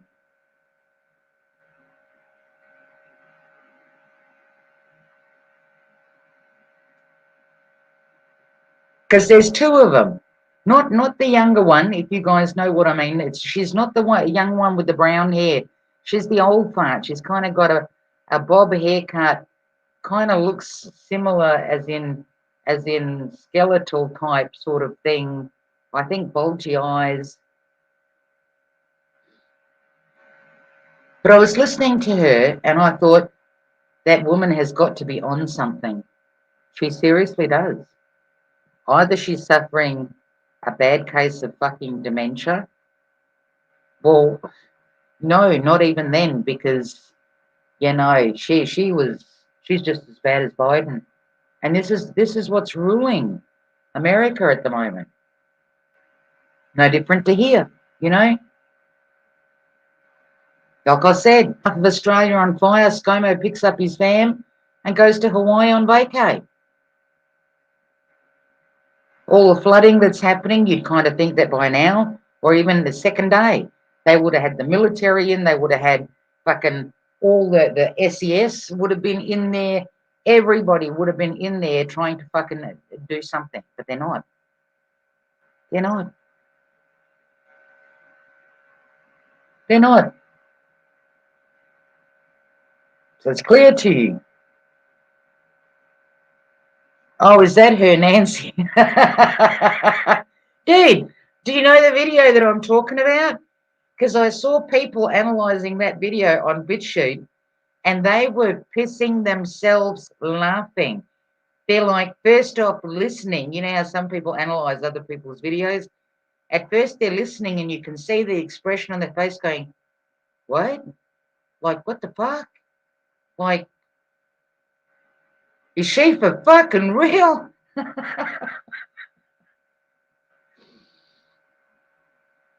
But they're all the same. They just don't care. They don't care.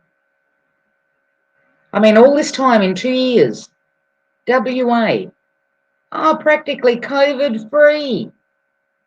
COVID free. We don't have it here. Maybe the odd one or two.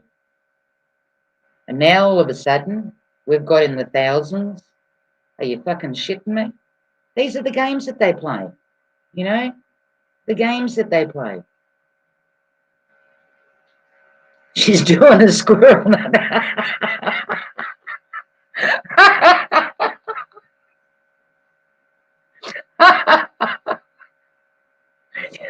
Oh, God.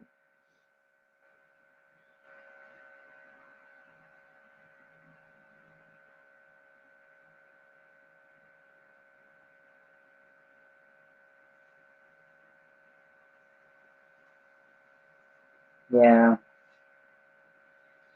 I don't know, folks. What does piss me off is when Gates turns around and says that every country should be like Australia, as compliant as Australia. That gets me. But anyway.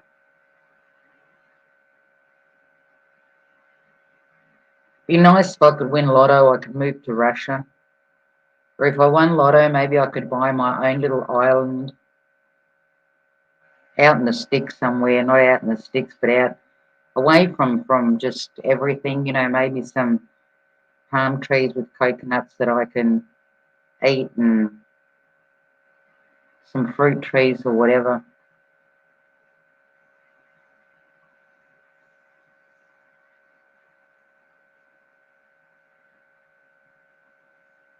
But that was too funny. That was too funny to watch.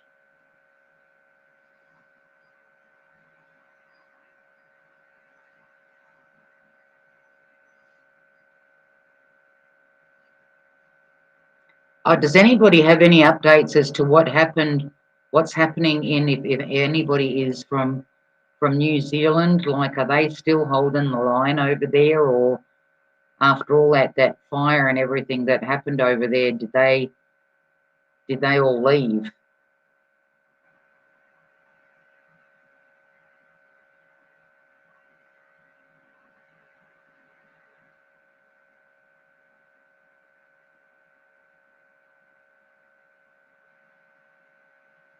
Be nice to see in Canberra way more trucks.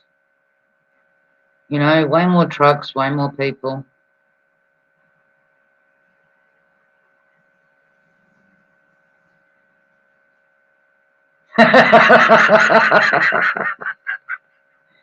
Brian, I could say the same thing. I'm going to win lotto. I just haven't yet.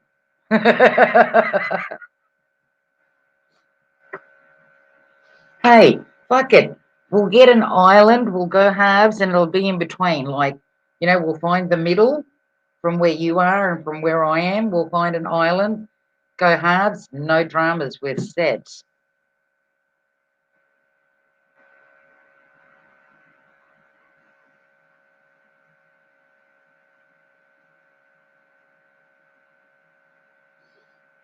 Yeah, I'm hoping that people don't give up. You know, I really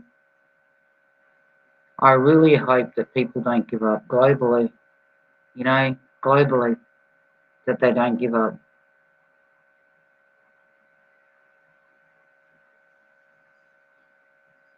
And I will post more trucker videos on BitChute with the ones that are doing the rally in the United States. I'm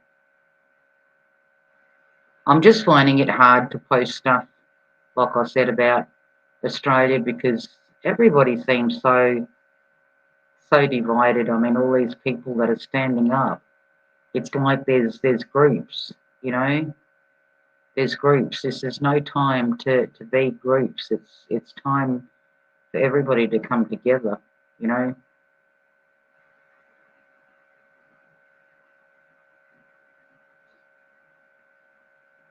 Well, Brian, you've always got a place at my house, even if it's a tent.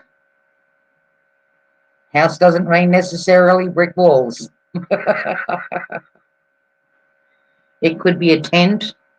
It could be, I don't know, maybe some trees over a branch, some bushes, you know, over the branch. Could be anything.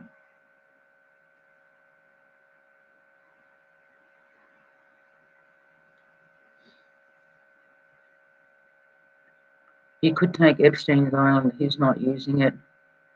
Yeah, no. Yeah, no. No, I'd like my own. You know, I don't want no big lush buildings on there.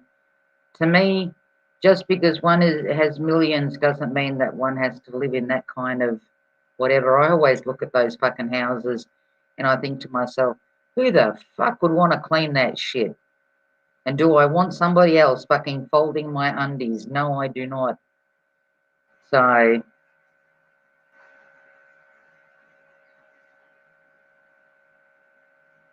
well, you hold that, Brian. 1.3 sounds good to me.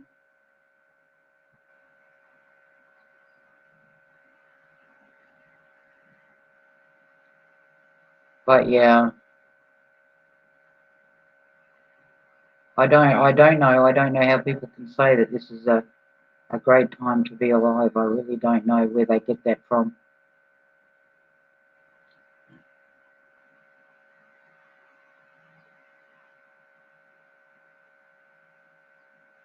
Yeah, I know. Who would want to? Yeah, no, no, no, no, no. No, I want to discover my own little fucking island. My own little island.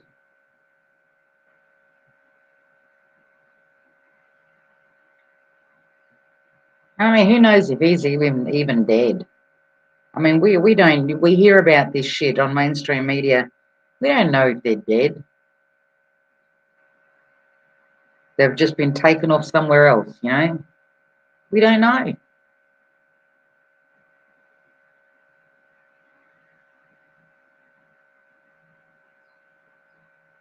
Just like I didn't know about that little part in the middle of nowhere in the ocean where no planes fly over and whatever, where all the so-called rockets, missiles, and whatever have you go to die, you know? We don't know what they've got out there. It's all bullshit. The only thing that's not bullshit is the fact that we have each other. And how much you want to make that true is totally up to you. If you want to stay divided and think that you're never going to need somebody else's help, you might want to rethink that.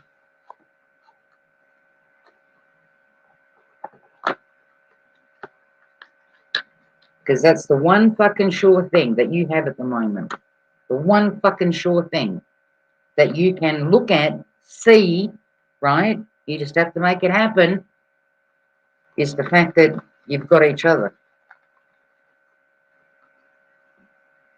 You just got to make that happen. You got to stop falling for the bullshit of divide. You know, got to stop falling for that bullshit. And it's promoted everywhere. Promoted everywhere, on every level. The constant hate and fucking divide.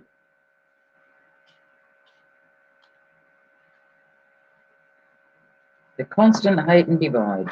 Never ending.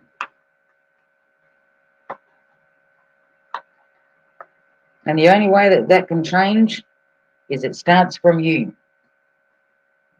It starts from you. You don't wait for the neighbour. You don't wait for that family member. You don't wait for whatever. It starts from you.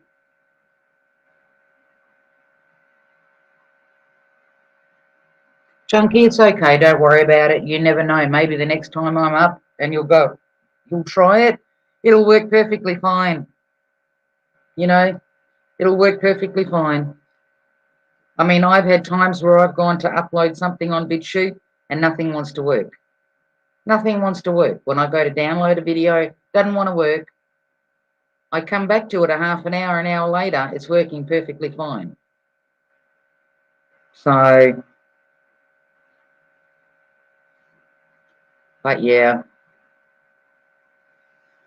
Well, people, it's 3 hours, 57 minutes and 11 seconds.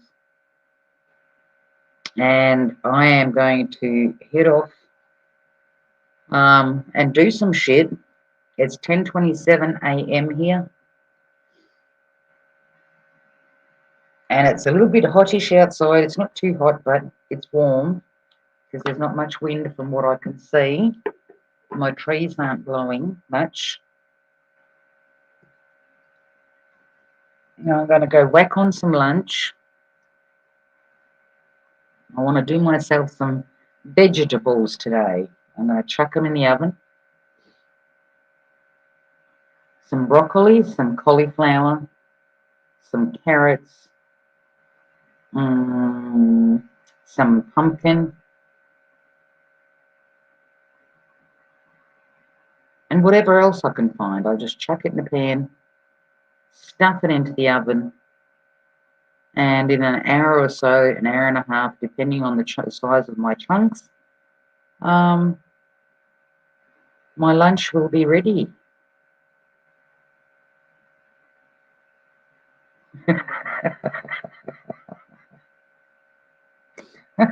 And you want me to save you, Brian? Dude, really? Yeah. Before I go, people, again, thanks to everybody that came by. Thanks to everybody that hung about. Be kind to one another. There are going to be a lot of people out there that are going to need you. For the eastern states, people, you can do it. You know you can do it on your own. Get in there and help.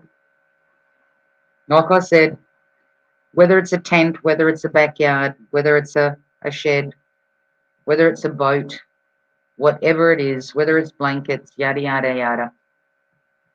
As a people, you can do it, okay? We've seen it before. We've seen it through hurricanes and fucking the cyclones and tornadoes and Lord knows what, where people all come together and help each other. Don't depend on your government. Yeah, that's a waste of your time. It's a waste of your breath. If you're going to put out a call for help, put a call out to your fellow human. And I will catch you guys. If you follow me on BitChute, I will catch you there. Not often do I post my personally made videos there, but I do try and find, as I've said, the best information that I can, and information that I think that you might want to know about. On the odd occasion, I do put a little bit of comedy up just to break the negativity. But I'm not going to stop posting, not until my computer fucking dies. So yeah, thanks again, everybody, for being here. And Rely on each other. Start making those friends. Start talking to people. Doesn't matter who does it first. Just fucking do it.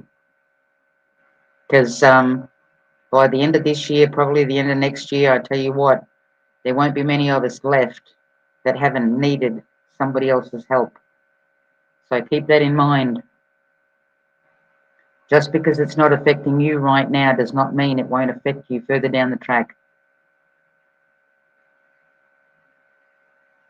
So on that note, I'm going to be like a fart in the wind and fucking disappear. Catch you all later.